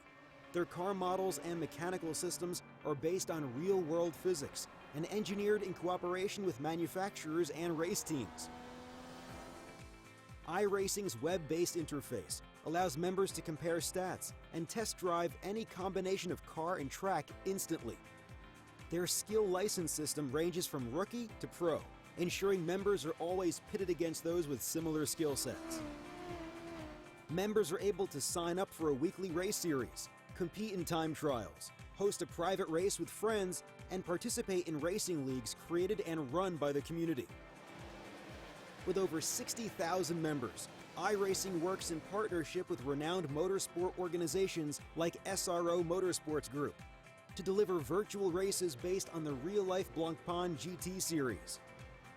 iRacing's Blancpain Endurance Series features team racing, giving members the ability to build a team and participate in races ranging from 3 hours to 24 hours. Additional partners include NASCAR, IMSA, V8 Supercars, IndyCar, allowing members to race in their very own 24 hours of Spa, Bathurst 1000, Daytona 500, and many more. iRacing.com, delivering the most authentic racing experience short of getting into a real race car.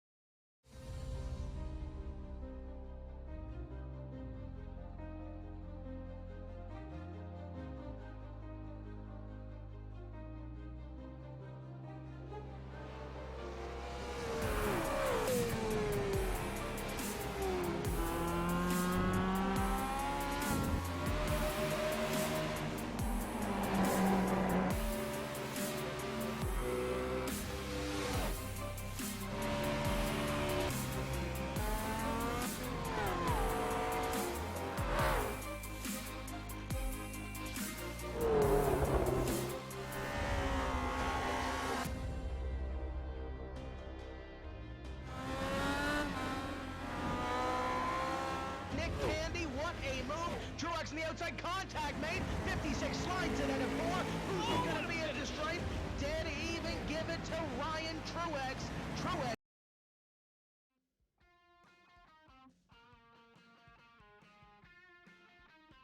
Welcome back to Apex Racing TV and iRacing Live. It's the iRacing MSA British Sim Racers Winter Series from the Nordschleife in Germany. Andrew Woodhouse and Anna Bath with Sam Kumo on the cameras. Round 19 of 40... how many? 45?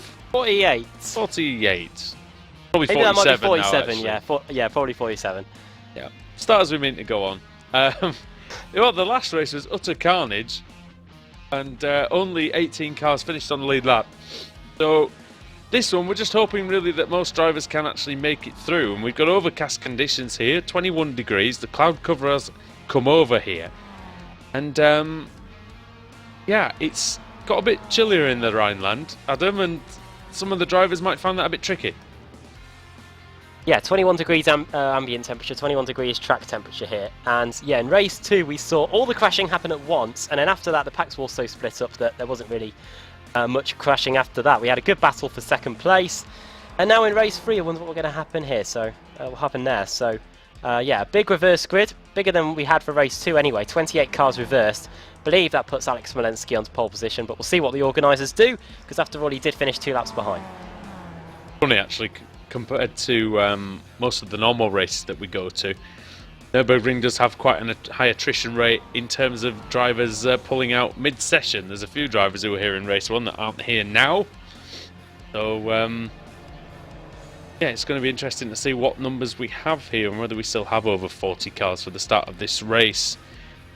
One thing we did see in the last race though, we did see a great battle for the lead, and a well-deserved victory in the end for Daniel Hunt. Yeah, was able to hold off Stuart McFadden, and yeah, Dan Hunt did actually win the race. Yeah, David, that's what it's like. Stuart McFadden just holding off the charging pack behind, got past Stefan Hoog late on, so he got a runners-up spot. Stefan Hoog finishing just on the podium, and Andreas Katz menacingly trying to get that final spot on the podium just before the end, and he just couldn't do it, so he finished in 4th. So a great battle there, but then after that it was pretty much spread out from there on back. Kip Stevens had another consistent finish, and probably keeping it clean as well. Maybe that's what's helping him in his championship, is that he's not getting protested at all. And yeah, if you get points deducted, as off goes Berridge again. He's starting near the front. Struggling with this circuit, isn't he, today, Lee Berridge? In fact, no, he would have been on pole position if we had a full. But yeah, yeah, struggling in those 2 races today. Not too long before we go down to the grid now, just over 20 seconds. Yeah, not long at all. I was impressed by the fight back from Stuart McFadden, Adam. He could have lost his way a little bit after losing the lead, but he managed to get it back off Stefan Hoog, the 2nd place, and managed to maintain it. Yeah, he did, and he did lose too much time to Stefan Hoog either. He was pushing the BSRTC veteran, and eventually going through the mini carousel, Stefan Hoog made that small mistake, and Stuart McFadden was able to pick up the pieces as he goes just a little bit off there, trying to get past John Roberts. Just looking at the live timing, it looks like we don't have Mr. Ash Sutton for this 4th and final race, for 3rd and final race of the day. Oh. That was just a shame, but yeah, here we go, down to the grid. Only got 36 for this one, so we've lost about 5 drivers per race tonight, which is very, very unusual indeed. However, Lee Berridge is starting on pole position. I'm hoping he can keep it clean. He made some great strides last season in the Pro Series, Adam, and you know, he's going to have a tough job on his hands to try and beat Wojciech Svidovic, but I hope he gives it a good go. Oh, way up. Kip Stevens saying on the chat there are 4 races. Oh, there we go. That would have caught us out. But Berridge, yeah, but he's got 2 Apex. There better not be 4 races. He's got 2 Apex cars there. Christ. Svidovic and Davis. We're going to be here till midnight. But yeah, Berridge, let's see what he can do. Rory Butcher, good to see him back at the front as well. Showed some promise at Monza last week. But we're getting paid extra for this. Oh dear. Dear me. Right then, 4 races then. Bloody hell. We'll check at the end. Revs are rising at the Nurburgring.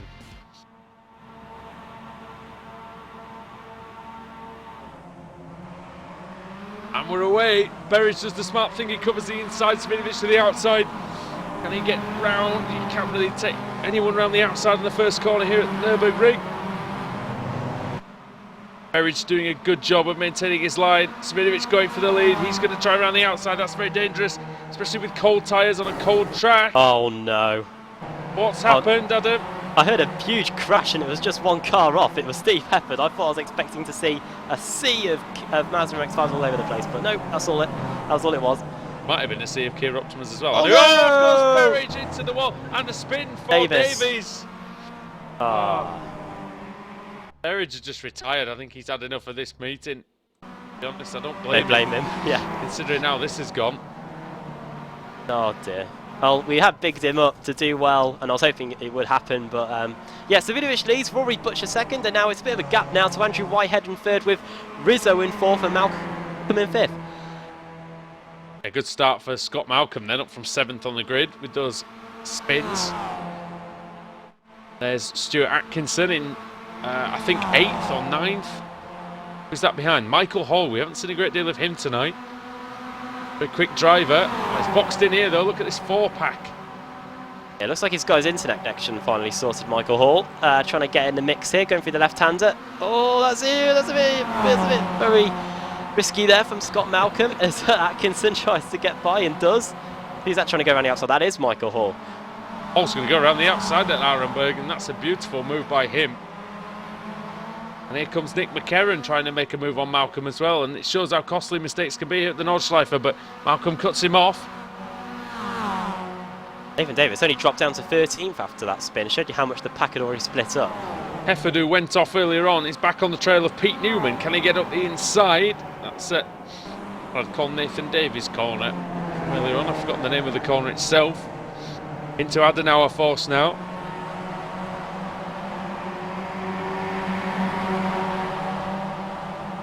Guys all getting through well. Elian Chepelevsky's made a bit of decent progress after starting from the back. He's up sort of the middle of the field now already, so good job from Stellian. Yeah, up to 24 for 8 positions. Jack McIntyre up 10 from where he started, so good start from the Alpha Tech man. Oh, off. Car off, and it was... Lorne Murray, perhaps? It was Lorne Murray, yeah. Automech driver off. And out. Oh, is he back? He's back. Started in 35th place. I think he hadn't had much damage on the car. Maybe he just thought, I can't bear this. Oh, he has actually. He's got going again. Having some connection issues out there.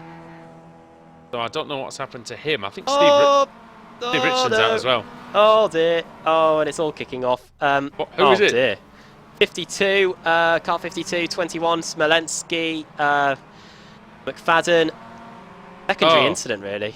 2 Apex cars. Track was almost blocked. I don't know what happened. It started. Oh, and here comes Michael Blake. Oh, dear. Did it happen? A bit. Why? How did it start off? Oh, it started off with... Oh, Smolensky's rolled the car. Oh, no. How's he done this? I'm on a replay. Oh, let me have a look. Gets going. Oh, dear me. Gets going again, and then... the car snaps around so much that it just rolls over. Oh, God. Mr. Woodhouse, be civil. As we head down the straight, Stuart Atkinson and Andrew Whitehead are changing positions.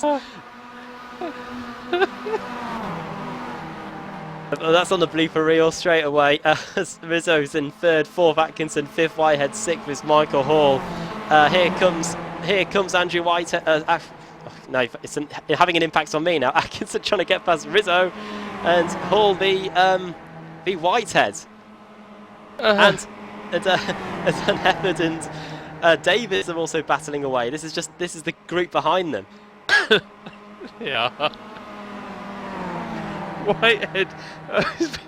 Sorry. I'm so sorry. It just tickled me. Oh dear. Whitehead is. So is Hall pressurising Rizzo then? Yeah, that's and yeah, that's the one. So Rizzo into the carousel. Can he get? Yes, he can. Oh dear. And breathe. So it stays in front. Oh, just about. Oh, goodness me. Michael Hall. Oh, Davis. He's tried to do that outside line through the carousel. It didn't work at all. McCarron and Hefford all getting through, and Hunt as well. He's got his teammates behind him now, Andreas Katz and Richard Gore. Oh, three Apex cars then, in a line.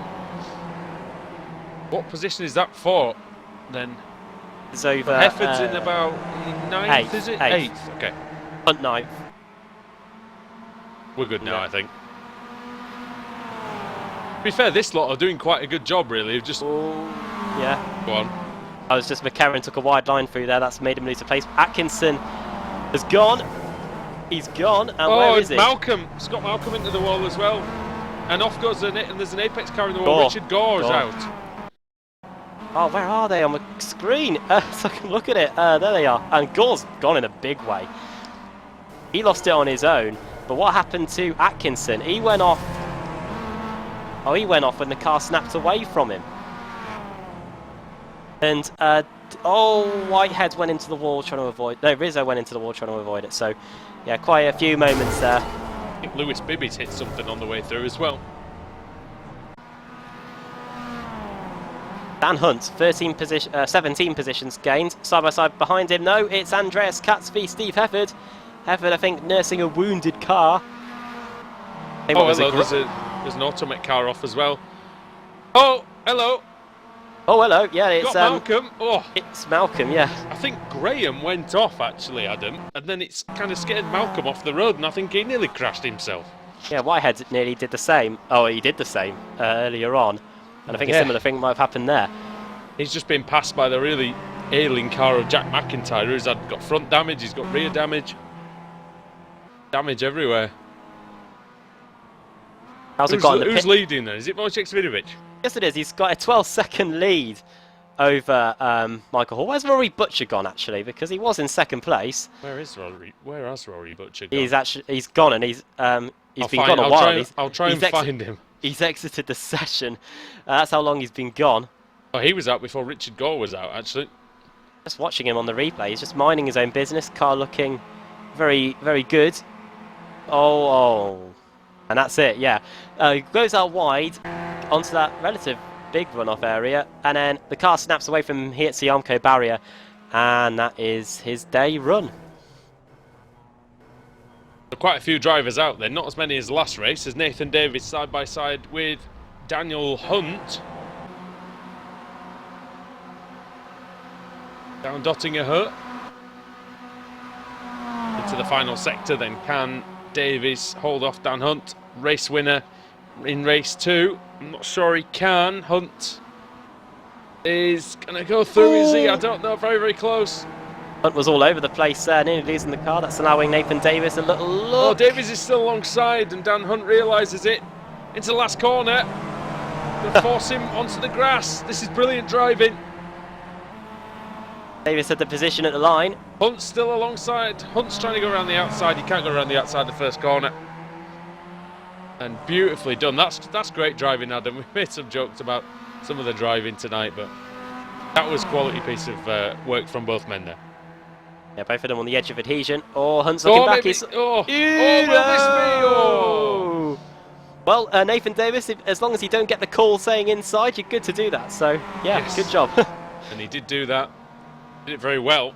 Shutting the door on Dan Hunt. Hunt goes a bit wide. Boy, he was going to get disqualified then for a brief moment. Tight battle this, though. Oh, where's Davis going? He had a weird line now on the exit. Lost a whole load of speed. And here comes Dan Hunt. He's back up the inside. I wonder if Davis might have even got a slowdown, you know.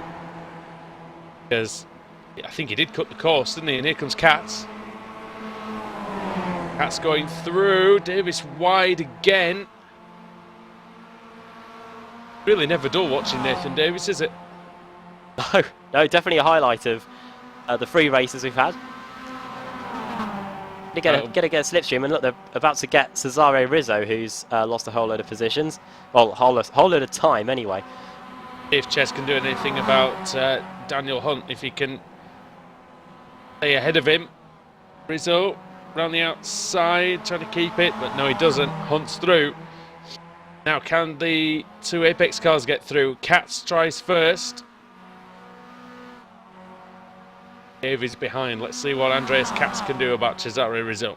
Now, this is where Nathan Davis tried to make the move in race 1. It's very close. It's going to be very difficult for him to get through here, and he has made it through. Rizzo on the inside. Rizzo late on the brakes. Nice move by Cesare Rizzo. If you go side by side through there, you go so slowly, and Nathan Davis just had to back off because he had nowhere to go whilst Katz and Rizzo were battling. And look how much they've now lost ground to Dan Hunt. He's just gone off up the road. He's on a mission to try and get to Andrew Whitehead, who's in third. Great driving from Rizzo, though. Fantastic driving to stay ahead of Andreas Katz. Two-time champion, of course, the BSRTC. Now got 3 two-time champions, Adam.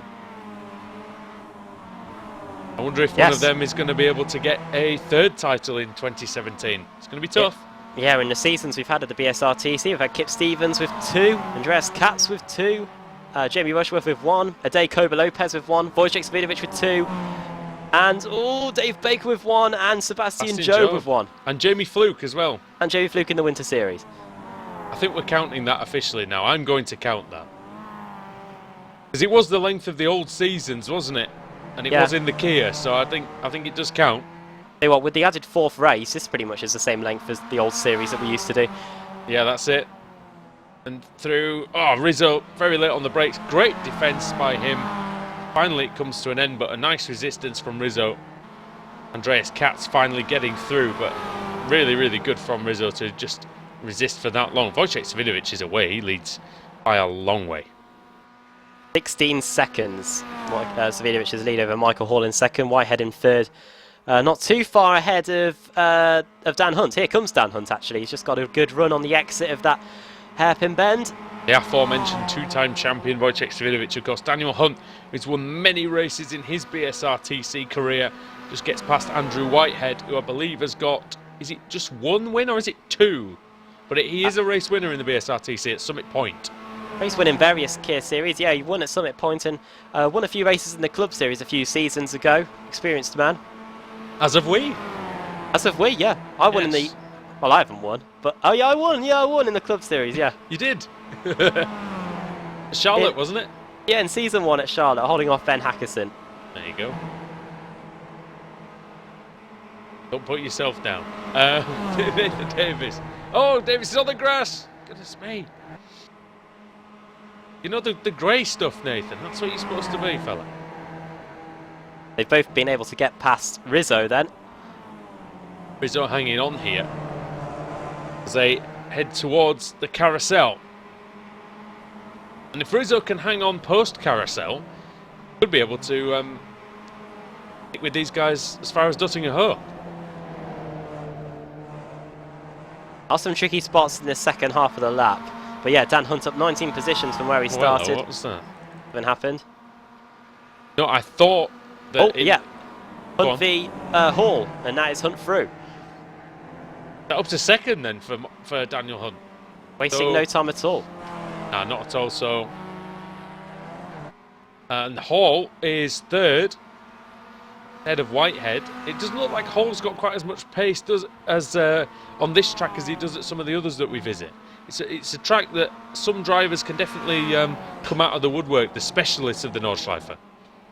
Yeah, and we saw that in the Pro Series last season with Michael Shellback as Davis overshoots it just a little bit going in there, going very hot into that right-hander.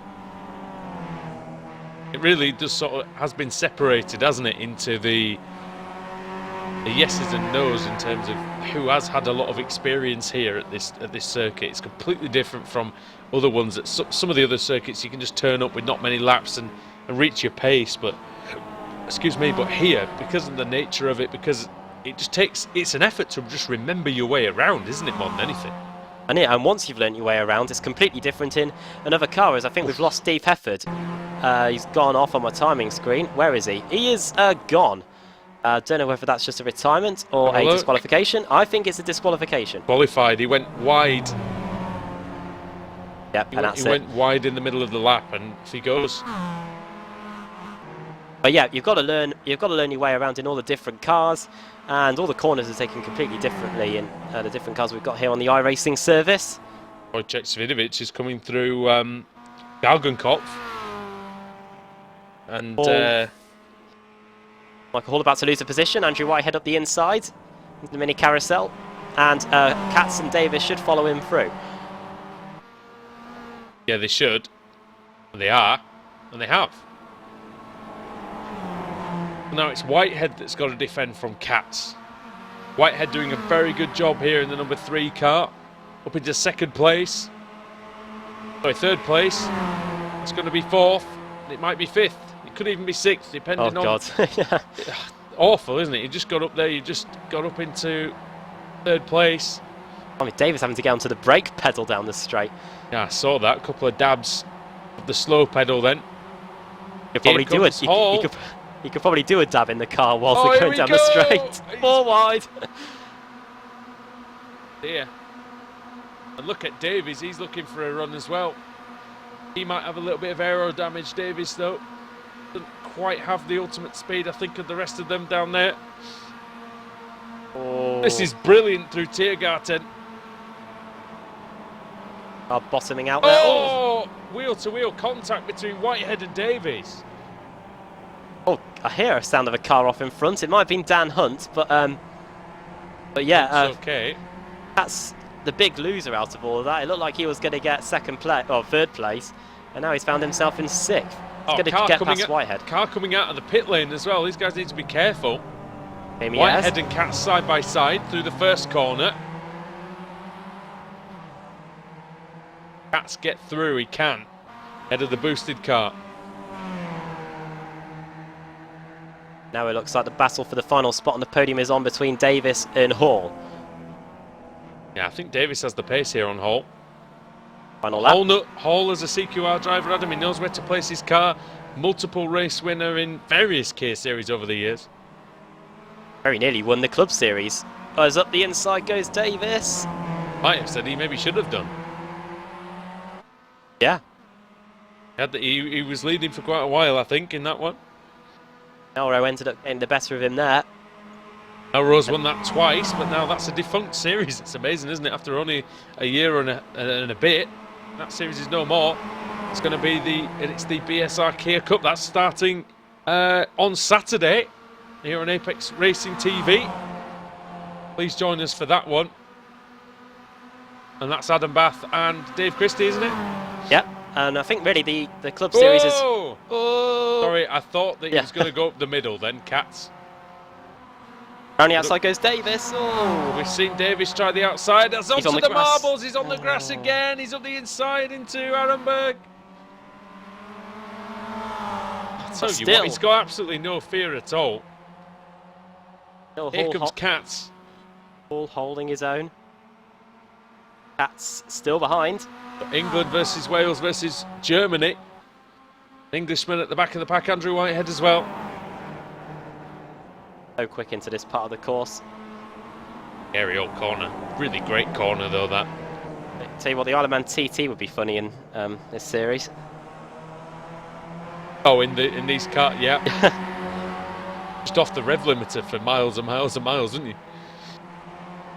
Great corners there as well. Imagine if that got scanned into iRacing. Great hills. Look at Katz. Oh, he's almost on the grass. They head through Metzgersfeld. No, Kallenhardt. That's that corner there. Oh, and here comes Davis again, just taking a slightly different line. I think with the Nordschleifer as well, Adam, you see a lot of different lines taken. The fastest line isn't always the racing line round here, and that's something that new drivers have to learn. Yeah, and I think many of them are learning it today and probably have learned the hard way. As Katz looks up the inside into where the corner where Stelin Chapalevsky managed to somehow roll. No, Alex Malensky managed to somehow roll his car over in lap 1. That seems a long time ago. Here comes Katz though. Gonna try and go around the outside like he did on Rizzo earlier. And he's late enough on the brakes and on the optimum line, so Andreas Katz does manage to make it through. Speaking of Rizzo, Rizzo's out. Great run. Brilliant run from Katz as Rizzo has bit the dust somewhere. But we'll stay with this battle. Out for P3. Michael Hall in the green CQR S-Line car and the blue and black Apex Racing UK car of Andreas Katz is through. But just when it looked like it was Davis that was going to get the final spot on the podium, Andreas Katz, who started the lap in 6th place, finds himself on the podium positions. Nathan Davis will try and get through as well. See what they can do then. This is the section that leads towards the carousel.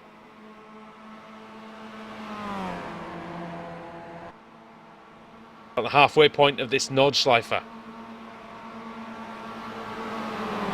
Katz got through, Adam, but Hall's coming back. not always a done deal, is it? Here comes Hall. You know one thing about CQR drivers, they're very late on the brakes, and this is going to be tough round here. Very, very close. Side by side, Hall and Katz. Giant cojones needed, and there's a banging of wheel arches. You do not want to end up in a pile, these three. Oh, and Davis just, I don't know if he just tagged the back of Katz or whether there was just a slight, whether he was just avoiding in the rubbing door handles. Wing mirrors, maybe. Oh, Katz, carousel time. There's just enough of a gap for him to slot in nicely there between Hall and Davis, who's all over the place on the exit. That's the thing though, Adam, isn't it? You can't go side by side through the carousel. Just the way the corner is, Katz had to yield. And that was very clever driving by Michael Hall, just positioning his car exactly where he needed to provide him with the chance of going first. Bit of distance now between those two have between themselves and Davis. Davis will probably close it all up again around this second sector. Past that 15-kilometre board, I presume that means we're 15 kilometres from the line. 15 kilometres through the lap, that is. Okay. Of this nearly 23-kilometre course. Tell you what, Davies is still in with a shout, as is Whitehead. Wojciech Svidovic might not be far from dotting a her already. Only 1 second lead. You know what? He's coming through one of the final sectors, isn't he? I think he's almost at the. I don't think he's far from the mini carousel, is he? What, Wojciech Svidovic? And Katz is through. Yeah, he is. Where is he? Yeah, he's just on his way towards the mini carousel now. Quite a way up the road. Katz is through.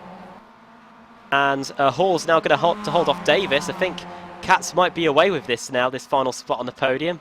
Oh, I don't know. Anytime there's still dotting a hoe remaining. Oh! Oh! How did he hold on to that? What a save by Michael Hall. Well, that was it for him. Andrew Whitehead might have a sniff here as well of going through on Hall. Just behind them, Andy Shield, who's had a great race. He's getting to these guys very, very quickly. As is John Roberts. And as is Lewis Bibby. Vidovic is on dotting a her now. Nick McCarron, another car that's fallen by the wayside on this final lap of the race. Wojciech Svidovic, serene progress down Dottinger. Not over in this battle, you know. Hall might get usurped by Andy Shield or Andrew Whitehead here on the final lap. Wojciech Svidovic then past the Touristfahrten pits, the start line of the tourist lap. What car was it you were driven round in? Just having A BMW M3. Oh, brilliant. Very, very quick car. We did get overtaken by Renault Megane though, so how quick that was going, I've no idea. Through the final chicane. Final chicane section then comes Wojciech Svidovic. Led from pretty much start to finish. And through comes Wojciech Svidovic, the two-time champion, wins race 3 here at the Nurburgring. Daniel Hunt then is the next one to come through. There's Shield. Shield might be able to get Whitehead here. This is side by side. Hunt's going to come through for second place, but Whitehead and Shield. Oh, nobody gives an inch. And Shield is around, and Whitehead continues. And Shield's disqualified. Oh, inches. Not inches, but only a couple hundred metres from the line. Oh, and Roberts. Bibby. Oh no, that's stupid. That was stupid. Have they even crossed the line? That was stupid by Lewis Bibby. Bibby's going to sportingly let John Roberts keep the place. Here comes Roy Ververke and Joe McDonald and Kip Stevens. Again, a finish for Kip Stevens. And again, it's a finish in the top 10. 10th. 10th place. Yeah. I think for Whitehead got out of that, but yeah, I don't think he was going to. But he got 5th place. I know we should know this, but I really want to know whether there is a 4th race or not. Well, we were told 3 races, weren't we? So, while we get these cars across the line, when I'm reading the results out, you can go and pester. Here comes Michael Blake. Mr. Yeah, and here comes Shepelevsky across the line to get a 13th place. He gained a ton of spots on that final lap. Graham 14th is not going to be Nathan Davis. In fact, it's going to be Jack McIntyre. He comes across the line now. Oh, Nathan McIntyre's car. Max Wright, once again belatedly crossing the line. Here he comes. Ahead of schedule. You're a few minutes early, Max. Over the line, 16th. Good driving.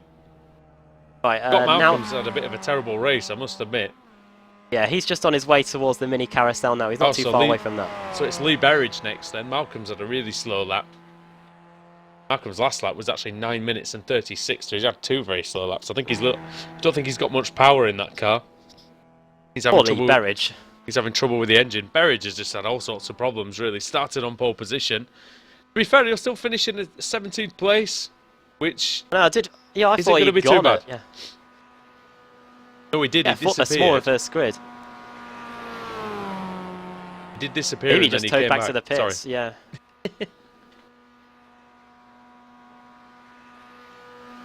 The rear of the car that looks slightly damaged on his Mazda MX-5, but he's going to come around and get what is looking like an 18th place.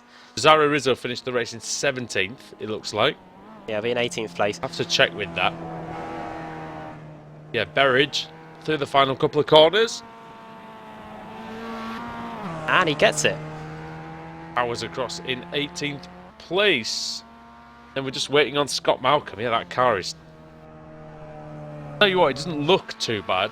It must be damaged more than what we can see, because it's not really going great guns down Dottinger Hut. Yeah, we're usually reaching at this moment about 190, 195 kilometers per hour.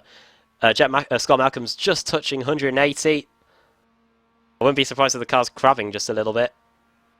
Possibly a tiny bit. It will slow down a little bit up this hill as well.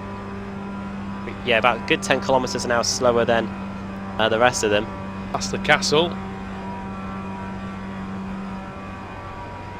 Long straight this, isn't it? Really, really long. And having been on it, you know how long it is. It takes a long time even to just get halfway down it. Malcolm through the final sector. Even at this speed, it looks very, very fast from in the car. Doesn't look really that fast from out the car, unfortunately for Scott, but he will finish the race and he will get a top 20 finish.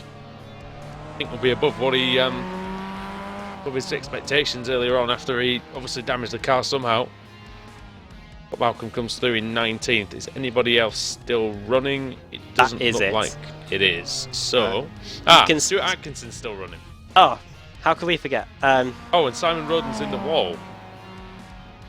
Where are you? Right, Atkinson. Oh dear, Roden has just ditched the car on the final lap.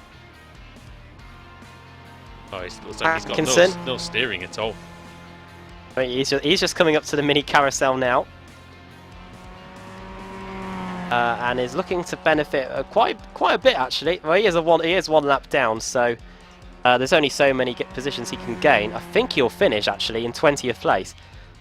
Yeah, we do apologise for the viewers at home, but we honestly haven't been told whether it's 3 or 4 races tonight. We're already at 20. Hey, what, shall I?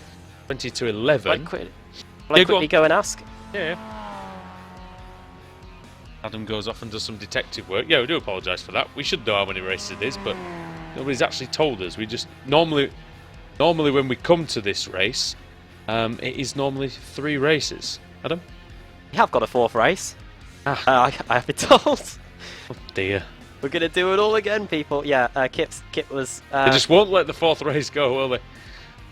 Oh, well, at least it rounds it out in terms of numbers for us. Yeah, that's right. We won't forget which race we're on. Down Dottinger Ho, or up Dottinger Ho for a fashion, goes Stuart Atkinson. There you go, folks. You've got an unexpected surprise.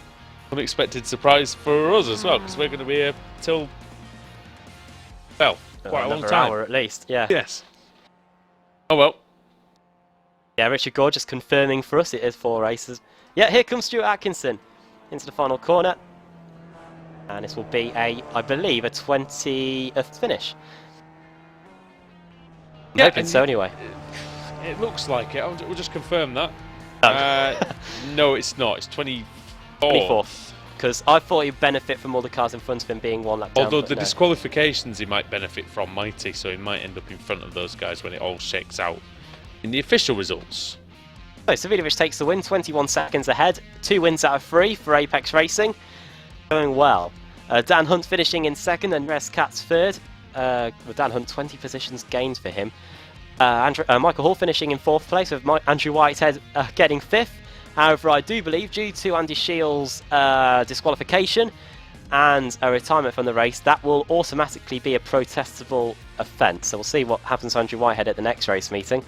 John Roberts finishing in 6th, Lewis Bibby 7th, Roy Verke finishing in 8th, 9th Joe McDonald and 10th Kip Stevens. Back another top 10 finish for Kip there.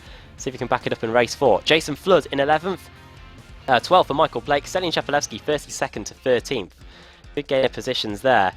And 14th for Rob Graham, Jack McIntyre 15th from 33rd on the grid. 16th for Max Wright, 17th Cesare Rizzo, 18th Lee Berridge, 19th Scott Malcolm, the last car on the lead lap. I think that's probably even less cars that we had on the lead lap than in the last race. Nathan Davis 20th, 1 lap down. Oh, when will he get a finish? Andy Shield 21st, 1 lap down. Nick McCarron, a bit harsh for Andy Shield really. He was 2 corners from home but gets credited with a 1 lap down finish. Nick McCarron 22nd, 23rd Jamie Ayres, 24th Stuart Atkinson, the last car classified. And the cars that were not classified: Steve Hefford 2 laps down along with Stefan Hoog, Alex Smolensky, Simon Roden, Mark Woodhouse, Rory Butcher, Richard Gore, Pete Newman, Tristan Boddice, Steve Richardson, Lorne Murray, and the last car, 36th place, Stuart McFadden. After getting that podium in race 2, it all came crumbling down for the Scotsman in race 3. Yeah, I reckon we could jump in the car and get some points in the last race if the attrition rate is as it was in this one. But yeah, great performance by Wojciech Savidovic. Really can't understate how much winning by 20 seconds is, how rare that is in our Thursday night races. So well done to the 2-time champion on that one. Right, Sam's going to spin the wheel of fortune then, and we're going to get a pole sitter for, surprise, race 4 of the evening. See what we get. Gonna be. We haven't had a full yet. It is a... Suspense is killing me. See what it is. It's a full! It is a full! So that puts Stuart Atkinson onto pole position, with Jamie Ayres 2nd, Nick McCarron 3rd, Andy Shield 4th, and Nathan Davis will be starting in 5th. It's 4th time lucky for you, Nathan. Yeah, Stuart Atkinson, it was worth limping that round, wasn't it, on the last lap to make it to the end, because he's been rewarded with a pole position.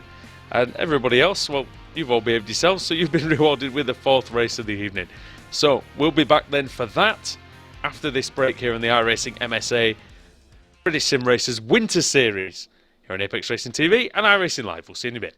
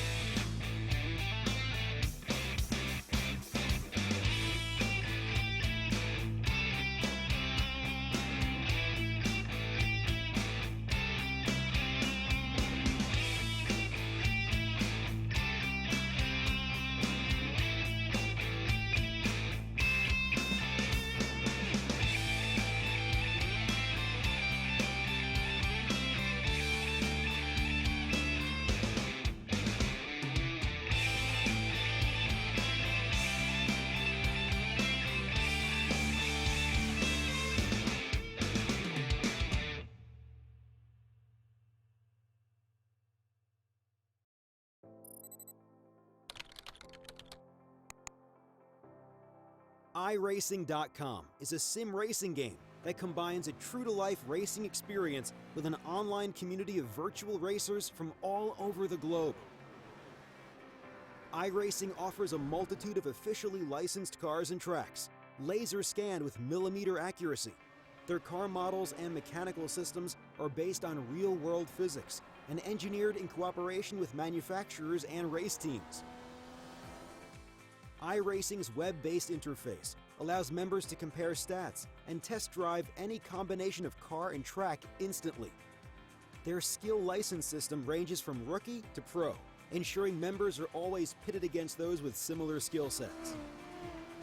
Members are able to sign up for a weekly race series, compete in time trials, host a private race with friends, and participate in racing leagues created and run by the community.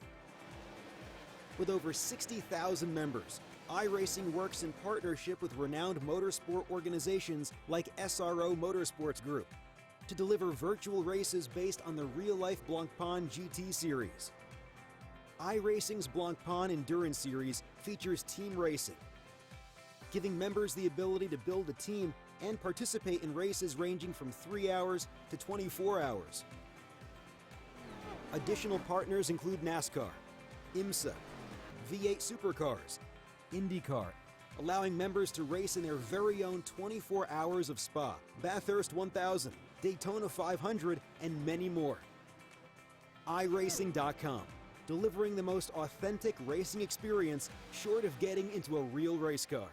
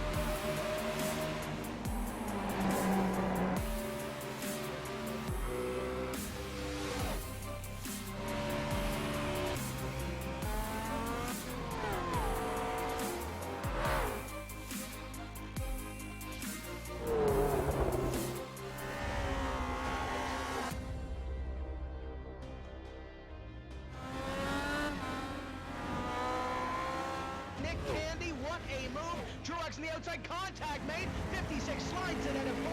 Who's going to be at the stripe? Dead even, give it to Ryan Truex. Truex is your winner over Tandy.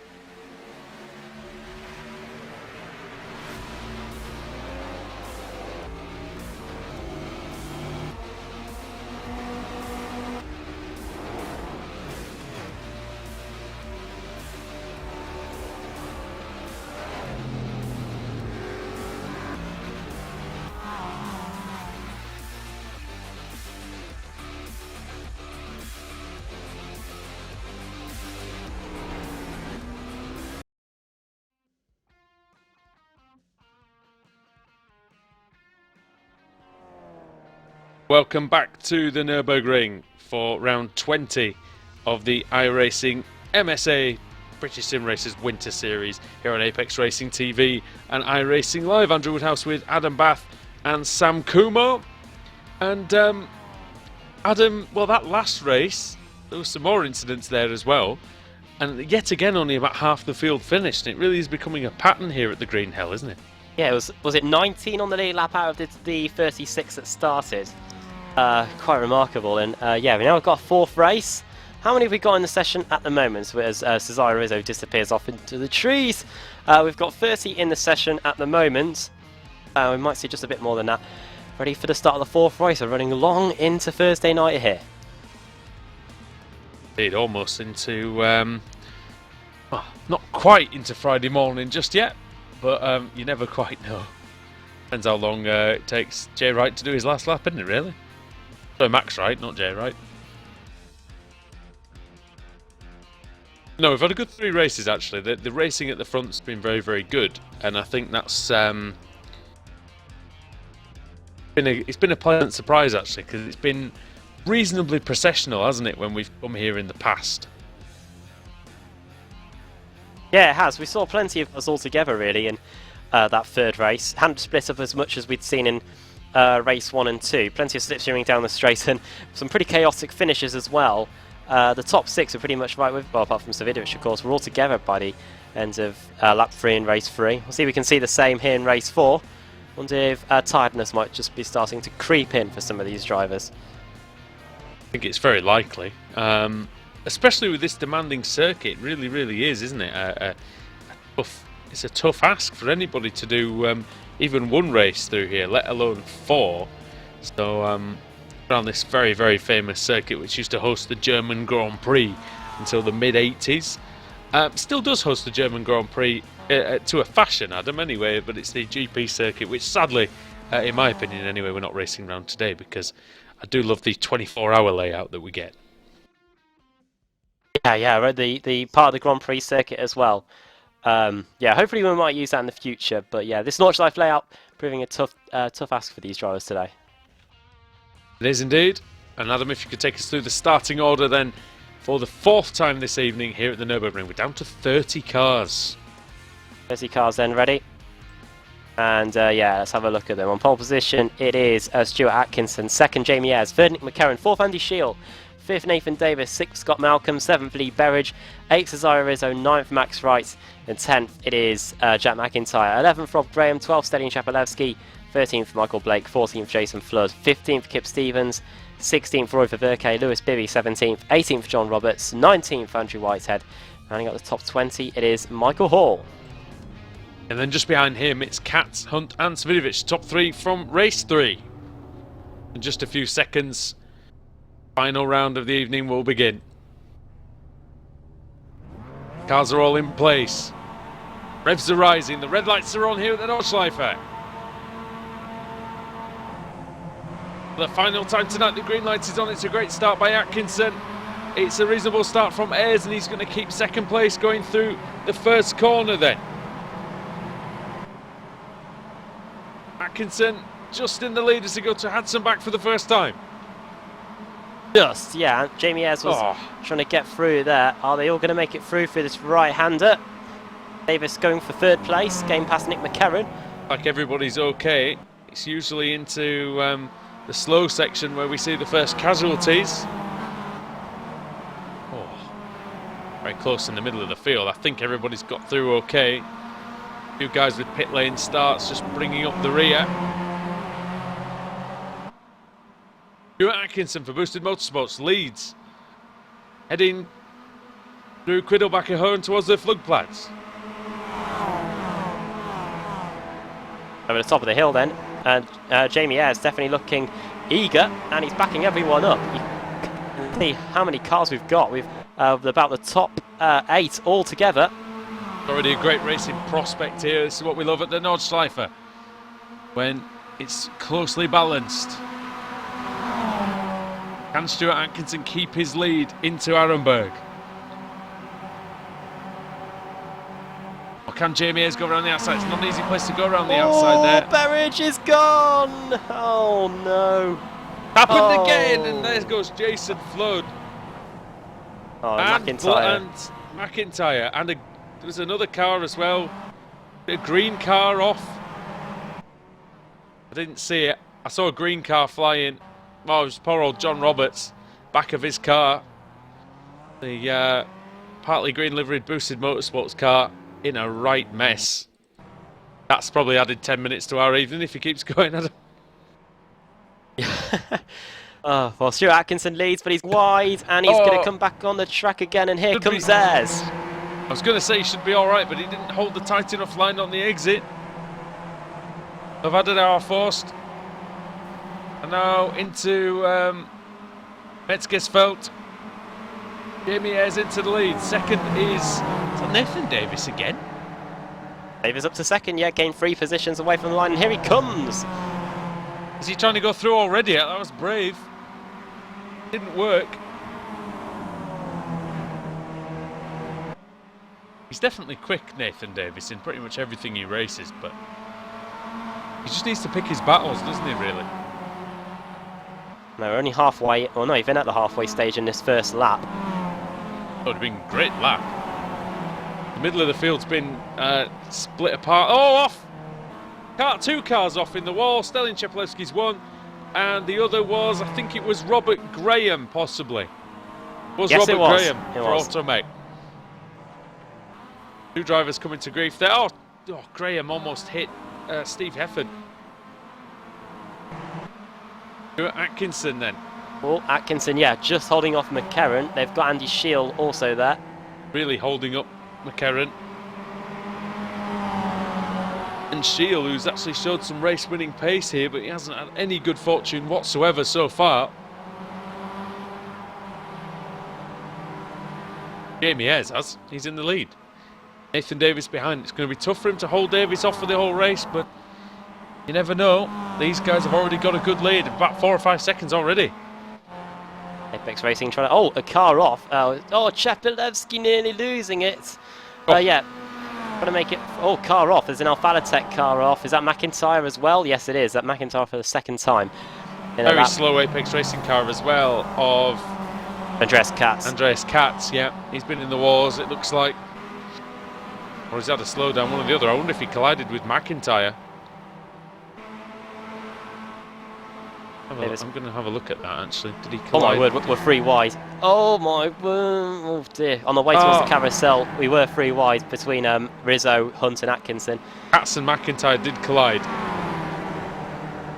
Only a small contact. Who was that? McIntyre? Who were we 3 wide between? We were 3 wide between Atkinson, Hunt and Shield. Shield's managed to escape. Yeah, they escaped up the road. Hunt's through. Davis is through, bidding to make it 3 Apex Racing wins out of 4. Epilevsky and Hall over, I'm not sure which position that is. Hunt's past Shield on the exit of the carousel, so that is Hunt now through into 3rd place and 19 positions gained in just over half a lap. Yeah, brilliant stuff from Dan Hunt. We needed someone to do that in the absence of Ash Sutton, who had 2 unsuccessful races earlier on. Malcolm and Smolensky are gone. Oh, they're together on the exit of the carousel. So Smolensky's behind. Oh, bump, bump, bump, bump. Pushed him onto the flat part, and that was just a recipe. Oh dear, a recipe for disaster, wasn't it? We talked about the flat part of the carousel being dangerous, but Smolensky, well, he's not covered himself in glory. He's almost reverting back to the old Alex Smolensky week after week, isn't he? The last year or so. Having a good season so far, is he? Chepelevsky, Savinovich and Hall battling somewhere in the trees. He sadly started in 2017, the way he kind of finished 2015 and 2016 for that matter. Oh, Rizzo in the wall, off, out, oh no, gone. That's it. Went wide, 2 wheels in the gravel and around into the wall. Oh dear, and he was doing so well. He had having a very good meeting, really, Rizzo. Richard Gore now catching Andreas Katz, who's got some damage on the Apex Racing car. We're still not through the first Oh, lap no. here at the Nordschleife. We've lost Jamie Ayres. He was in second. We haven't lost him. I know where he is. He's in the fence. Oh, there he is. Yeah. What happened? Rear tyres. He nearly had it. He nearly had it saved. Rear tyres just decided not to work. Poor old Jamie in the fence. In the pits. And in the pits. So that now means that Dan Hunt's second. Tell you what, can't rule out him taking a win. 5 seconds behind Nathan Davis. Is Stuart Atkinson going slowly? Lower than, yeah. He's having some issues out there. Oh, yeah. No, maybe not. It just looked like, I think when the car's on their own, it looks like sometimes they've lost a bit of pace. And Chepelevsky actually now, he's got Wojciech Svidovic behind him. Svidovic with no damage, Chepelevsky with quite a lot of it. On to Dottinger then. Chepelevsky with a growth on his, on the left front. Here comes Svidovic then, car 59. Is Chepelevsky going to cut out Michael Blake? Is he still wide. there? Yeah, he's still there. Now, can Chepelevsky use the slipstream from his... Oh, Blake, yeah, disappearing, reappearing. Here comes Stelian Chepelevsky.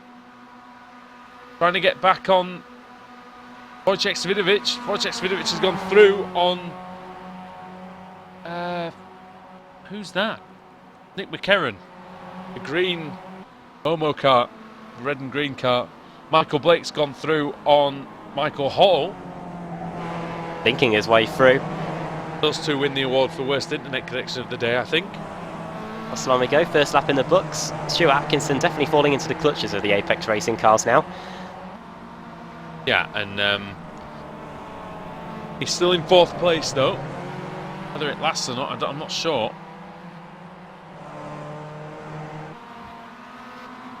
Tell you what, this field's spread out somewhat, hasn't it? Apart from really these two little groups.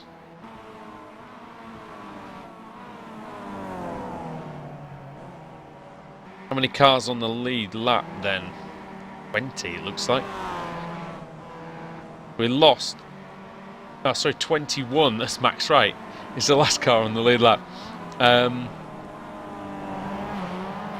Alex Smolensky's still going then. Just 22 cars still running. And Tristan Bodis. Okay, so 23. We lost 7 drivers on lap 1. Still got 23 on the lead lap, but here comes Svidovic is through, so he's already up to 4th place now. Now what's going to be really interesting, Adam, for the last 2 laps is whether Andy Scheel or Dan Hunt can do anything about Nathan Davis, because all 3 drivers have been very quick so far, and they've all shown great pace at some point of the meeting, and Daniel Hunt won a race earlier on. Andy Scheel made it back to that lead pack after sort of being slowed up in the early going, so you know, if anybody can catch Nathan Davis, it will be one of these 2 drivers. Yeah, Dan Hunt's already gained 20 positions, so it'll be a brilliant achievement if he can get to the front. He's only 4 seconds behind. We've seen gaps like about 2 seconds being closed down in just a few corners. We saw that in race 2, I believe. Stuart McFadden's gap was just gobbled up by the winner. By Dan Hunt. By Dan Hunt. So can he do it again? Off goes Svidovic. He's back on. Where did he go off? Oh, that was I don't know how forced it looked like. Didn't lose too much time. No, but he's got Stuart Atkinson right on his tail. We'll see whether the boosted motorsport car can make any inroads then on the 2-times champion. Through Metzgersfeld, my favourite parts of the course.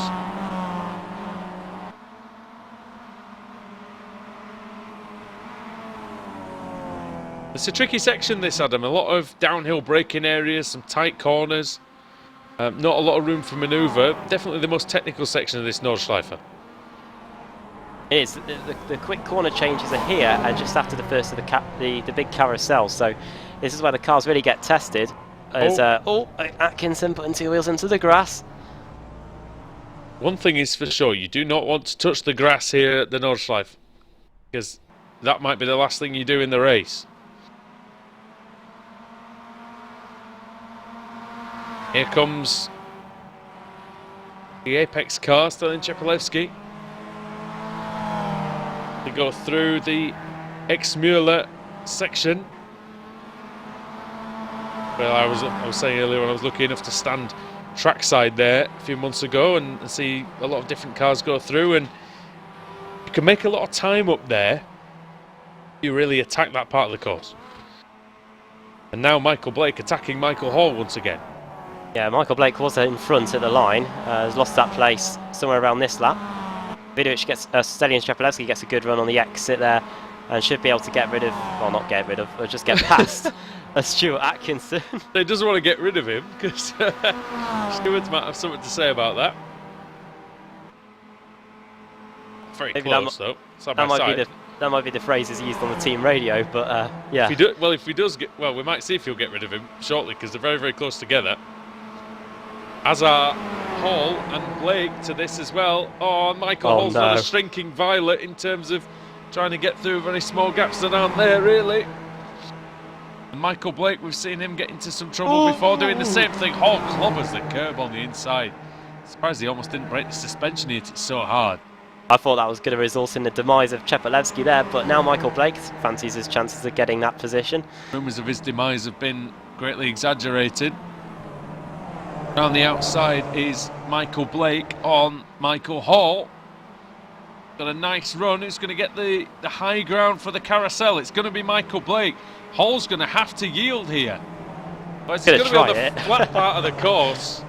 Yeah. And that's a clear example. Look how slow that is. Oh, he's lost a place as a result. That is the, yeah, you're right. That is Could have just conceded. He's lost one place, and he might lose another here to the Homo car of Hefford. He's still stuck behind Stewie. I don't even know why I called him that. Oh, and he's off. Who? Maybe Stuart Atkinson. Oh yes, well, I think that he's Stewie. Yes, Brian. Hey, Brian. Hey. Atkinson. Yes, it's getting a bit late, isn't it? Let's be honest. Michael Blake is still ahead. And Michael Hall's gone. Gone or crashed gone? So rumours of his demise have come true, yeah. Yeah, and he's in the Onco barrier. And he's in the pits. Poor Michael Hall. Well, I believe. You see, you should have conceded at the carousel. There you go. That was what started it. Nathan Davies going very wide for the fast section. Oh, dear me. Yeah. Losing all sorts of time and almost losing the car. Only lost about 2 seconds. And here's Daniel Hunt. And suddenly the battle for the lead is well and truly on. Well and truly on. Nathan Davies is definitely going to be one driver that won't give this up without a fight. Oh dear, no he won't. First time today we're going to be seeing him defending a position rather than attacking it. Daniel Hunt's done a great job. He's caught him on this lap, so I wonder if Davies has had a bit of an issue. Through the mini carousel then. Really do get some speed out of there. Really just fire you out onto the section before Galgenkopf. Long double apex right-hander, which isn't really much of a challenge in these MX-5s. It's a big challenge in something a little faster. Maybe even the Kia Optima is quite a big challenge. But it's not going to be a big challenge for Daniel Hunt, you would sense, to get the lead. And he does, and wisely pulls as far over to the right as possible. Try and make it a bit harder for Davies to immediately pick up the slipstream. Stelian Chepelevsky's gone. Don't know whether that's just disqualification or something, but the Apex man who had been working through the fields, yeah, he is gone. That could be a DQ for Chepelevsky because he did have a lot of damage. Davies fighting back on Daniel Hunt then. And they're going to get to Tiergarten. And they're going to be side by side through Tiergarten. Over 200 kilometres an hour. It's about 130 miles an hour. Oh! He's back on the inside though. That was really, really close. Here comes Davies. Oh! He's lost control. Davies has lost control. He's going to hit Daniel Hunt. Oh! And Hunt just about avoids it. Davies has got to slow down anyway. He's got to concede the position. Could have been a lot more messy than that turned out. Jason Flood, I think that is in the pits. Might be coming out of the pits actually, is he? No, he's in the pits. Realises, I guess he'll still be one lap down, won't he, if he doesn't finish this lap, so... Believe it or not, that was the only... That was the end of lap 2. Great battle for the lead there, Adam. Yeah, I'll see if Nathan Davis can stick with him. I hope he can, because I was enjoying that. Well, he might have the chance now, because as he comes through Mokaiken and towards the floodplats, he might get a nice slipstream, so he might be able to stick with him. This is the section where the slipstream really comes into force, Adam. So Davies surely will be able to get a little bit of that draft. He'll be able to get a lot of it. He'll close right up here through the floodplats, and then the fast right-hander just after it. As long as he keeps control of the MX-5, this is where we've seen him take some slightly weird lines before, because he's overworked the tyres a little bit. Closing. Might even be able to have a go into Arenberg, Adam, if you can get a nice run here. Yeah, he's got it down to 0.3 of a second. Through the left-hander we go. Or just a dab of brakes. I don't think he'll have a go here, surely. No, he won't. We're coming up to the corner where he tried to get past Alex Smolenski in race 1, putting 2 wheels onto the very high curve there. But this is another good section where you can really, really close on the opponent. Down the hill. He won't be close enough this time.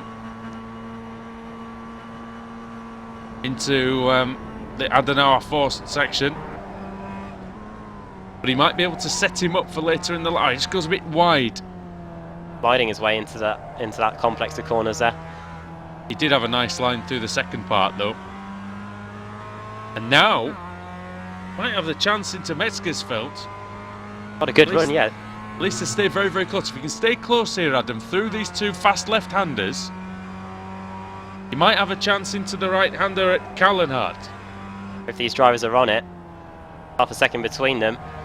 And if you stay with a driver through here, you've got a good opportunity on that straight towards the carousel of getting a position. This is the right-hander at Kallenhardt. Verstappen might be the next place that he can try and draw alongside.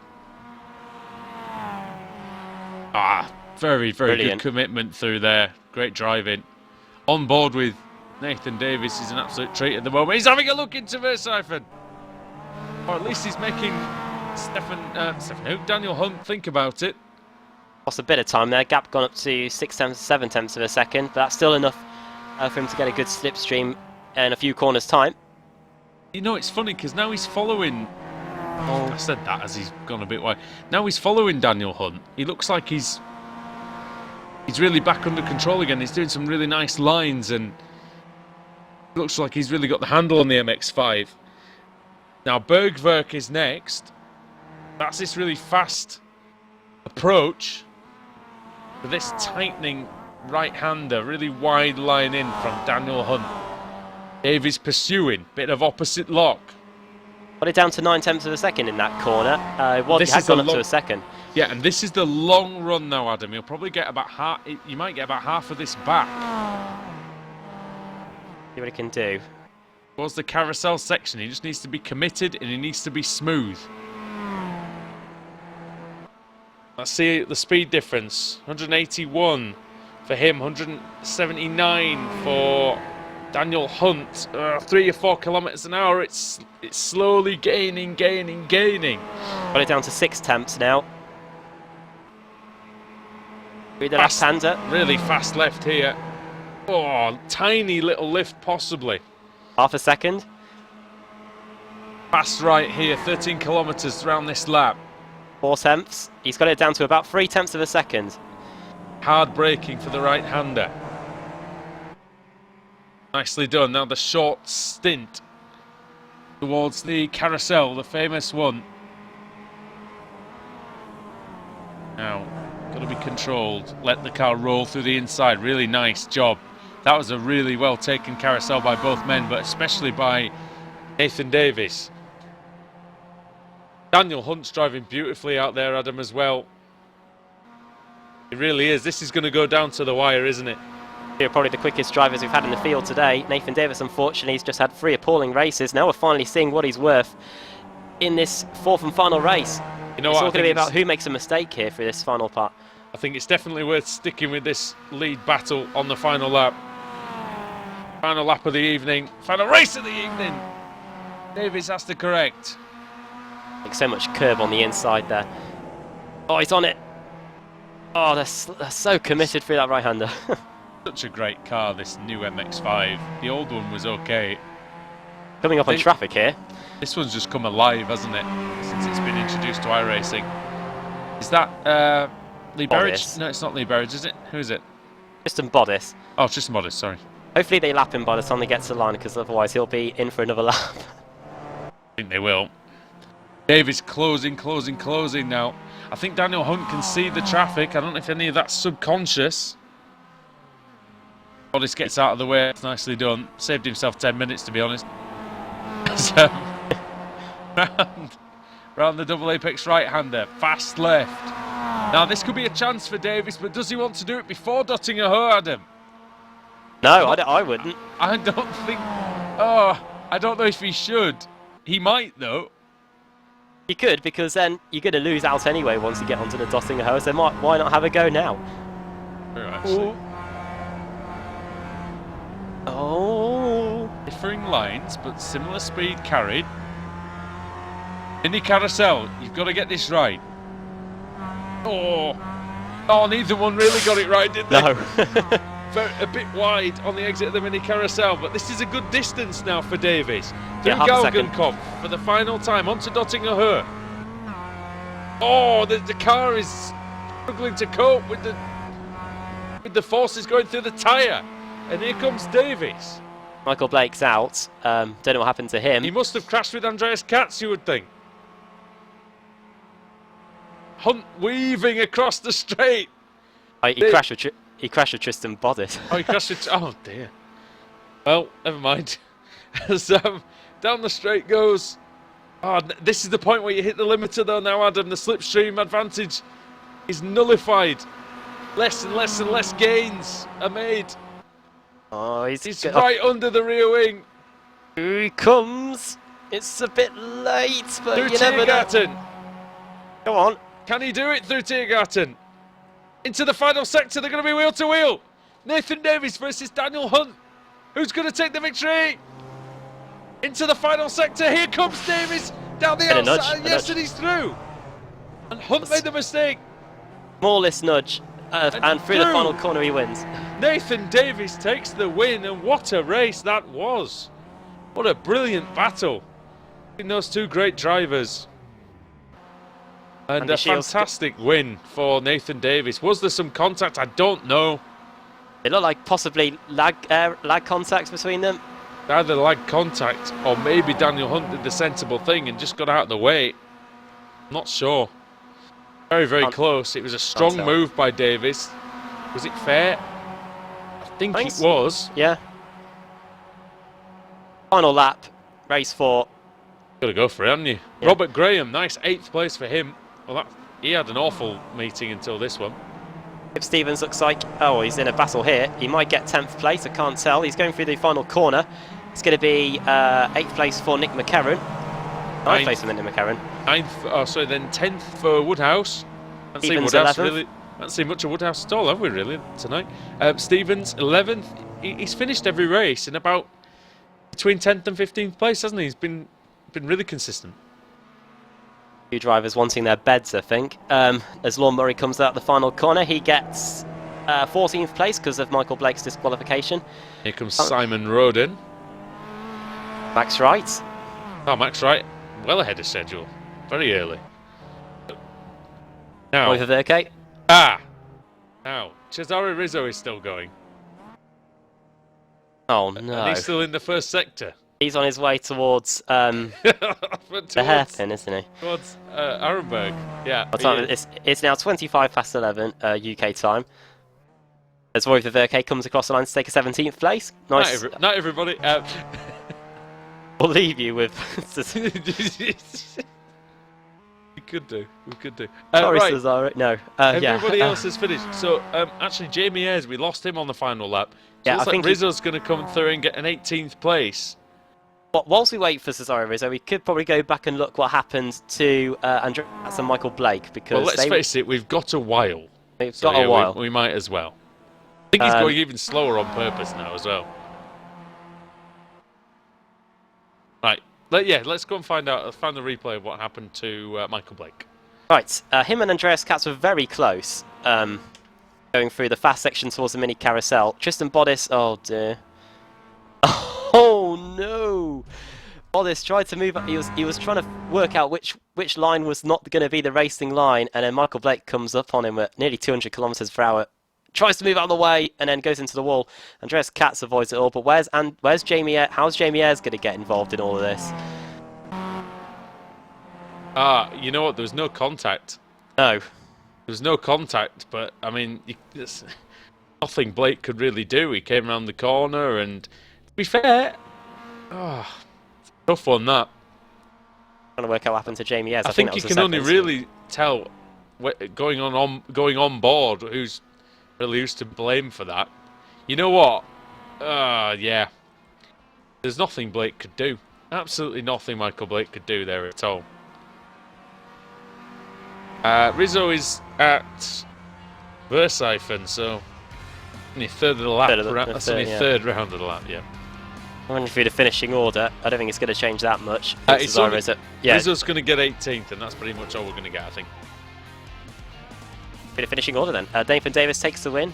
I'd say well deserved actually. Great battle with Dan Hunt. Savinovic finishing third. And credit to those two. Up 20 positions, both of them. Dan Hunt and Savinovic. Andy Shield finishing in fourth. Andreas Katz finishing in 5th place. 6th for Richard Gord, 22 positions gained for him. So Apex Racing having another good race, even though it might not be the best for Stelian Chapelevsky. Rob Graham, 7th place. How high have we ever seen him in that position before? Not in this. Anyway. Not in this meeting, anyway. No, because this meeting has been horrible for him. Steve Hefford finishing in 8th, 9th Nick McCarron, and 10th for Mark Woodhouse. Kip Stevens. Again, proving his consistency, and with Stelian Chapelevsky having a bad race, you probably put him in with a good shout at leaving this race meeting with if not a lead, a 2nd place in the championship. 12th for Stuart Atkinson, 13th for Andrew Whitehead, 14th for Lorne Murray, Simon Roden finishing in 15th, Max Wright 16th, Roy Verke 17th, 18th will probably be Cesaro Rizzo. And, I think he will be, but... Yeah, because Michael Blake and Jamie Ayres are both in the pits. They both went out on this lap, and Cesaro Rizzo is officially on the lead lap. So we'll let you know when he finishes, where he gets when he finishes, which will be in 5 minutes, I think. Yeah, probably. He's just on his way towards the carousel. Yeah, so after that, Roddy Cars are 1 lap down the wall. Stelian Chapelevsky, these will probably turn into 2 laps down, actually. Blake and Ayres are out, aren't they, as well? Yeah, so they're going to be 1 lap down. Chapelevsky also 1 lap down, could be turning into 2 laps down. Michael Hall out, Lewis Bibby also, Alex Smolensky not been his race meeting at all. John Roberts, Jason Flood, Tristan Bottas also a lap down, Scott Malcolm 2 laps down along with Lee Berridge and Jack McIntyre. And that wasn't too big of a list, mainly because the fact that the entry list has dwindled from 44 down to 30 by the end of this race meeting. Most people have had to go to bed, probably, I would imagine. I feel for Sam Kumo, it's nearly 1:30 in the morning in Finland. Cue the message on the chat, probably. Get on with it. Well, get on with it, Mr. Rizzo. He's on the lead lap, though, so points will be given. Well, while we wait for that, we can run. Well, we're going through the continuity list right here. We're gonna tell you what's happening on Apex Racing TV again. Saturday we've got the iRacing Road Pro Series at Imola on the Apex Racing TV YouTube channel. I should just reiterate that for this time because Alex Simpson is again off at the Autosport show. That'll be 1:30 PM GMT. Then we got some deja vu from Sunday, haven't we? Yeah, I think. Then we believe qualifying is getting underway at 6:30 GMT for the Euro V8 Supercars. Yes, European V8 Supercar Series. It's a new series to Apex Racing TV. It's going to be every second Saturday, I believe. That's right? Yes, that is correct. Yeah, that'll be you and me in the booth for that one. 2 races around Laguna Seca. We're going to have feature races and sprint races over the course of the season there. It'll be a lot of fun. It's back to the old days of the V8 Supercars. I know, yeah. back before, I think even before you and me started commentating together, it was the V8s. We did. Well, we were doing ARL. That was the first thing when it was ARL TV in 2012. That's when we started doing the the V8 Supercar Series. Yeah, we were watching some of them back the other day. Yeah, and then later on in that evening, probably overlapping with us, probably about 8 o'clock, is the BSR Kia Cup Series, which heads to its second race meeting. That's at Suzuka, the Grand Prix circuit there. That'll be Dave Christie and Bashar Sturgis, won't it? Yes, with Sam Kumo on the cameras. So yeah, that'll be that one. Sunday then, we move into Sunday. Sounds like the weather. 4:45 GMT, we've got the IMSA Series. If I can quickly find my tabs on my computer, I can tell you where that's at. Those, my friend, we are racing at, brace yourselves. What even go on? Current series. Alright, you've still got some time. We're only at the mini carousel here, so. Okay, we got the Dossinger Hour still to go. Right, IMSA Series. We are at Daytona. Okay. For that one. The Daytona Road course. Well, that's one of the homes of the IMSA Series, isn't it? Or one of the sort of adopted homes, at least. And it's a long race. It's usually the IMSA races are 45 minutes. We'll be racing for 75 minutes. Endurance race then. And then later on Sunday night, it's the Mazda MX-5, similar time to this, 8 o'clock on Apex Racing TV, and I think at pretty much the same time, we have got the first race of the Club 73 Touring Car Championship with World League Sim Racing, which is basically a remodelled club series run by similar people. And that is World League Sim Racing. That's an old league sort of resurrected itself with the demise of the Club Series, merging with the Kia World Series. And yeah, the Club 73 Touring Car Championship with World League Sim Racing is the Kia Optima and the Volkswagen Jetta. So that's the first time we've seen the Jetta on Apex Racing TV for a long time, at least possibly ever, but some good interest in that car. It's got quite a good following, that car, in places. Yep, and I'll be touring car lot. I'll be with Dave Christie and Sam Kumo for that one, and just as Cesaro comes across the line. And I'll be joined by Alex Simpson. Yeah. 9 minutes and 31 behind. There you go. I think he pretty much and it was a 9-minute 34 lap, so I think he timed that well. He started pretty much as Nathan Davis took the win. Right then. That's it from us, because it is getting on for 11:30. So, but look, thanks everybody for watching. We know it's been a bit chaotic tonight, but we'll definitely be in a better rhythm, I think, for the iRacing Pro Series at Imola. We're really looking forward to that after a fantastic round. Next race meeting for this is Road Atlanta. We'll be at Road Atlanta next week and next Thursday. And we'll probably have Alex Simpson back. And that track should suit the MX-5s as well to a T. So thanks everybody for watching here on Apex Racing TV and iRacing Live for another round of the BSR MSA Winter Series here on Apex Racing TV. It's goodbye from Andrew Woodhouse, from Adam Bath and Sam Kumo, and we'll see you Saturday for the iRacing Road Pro Series at Imola. Goodbye.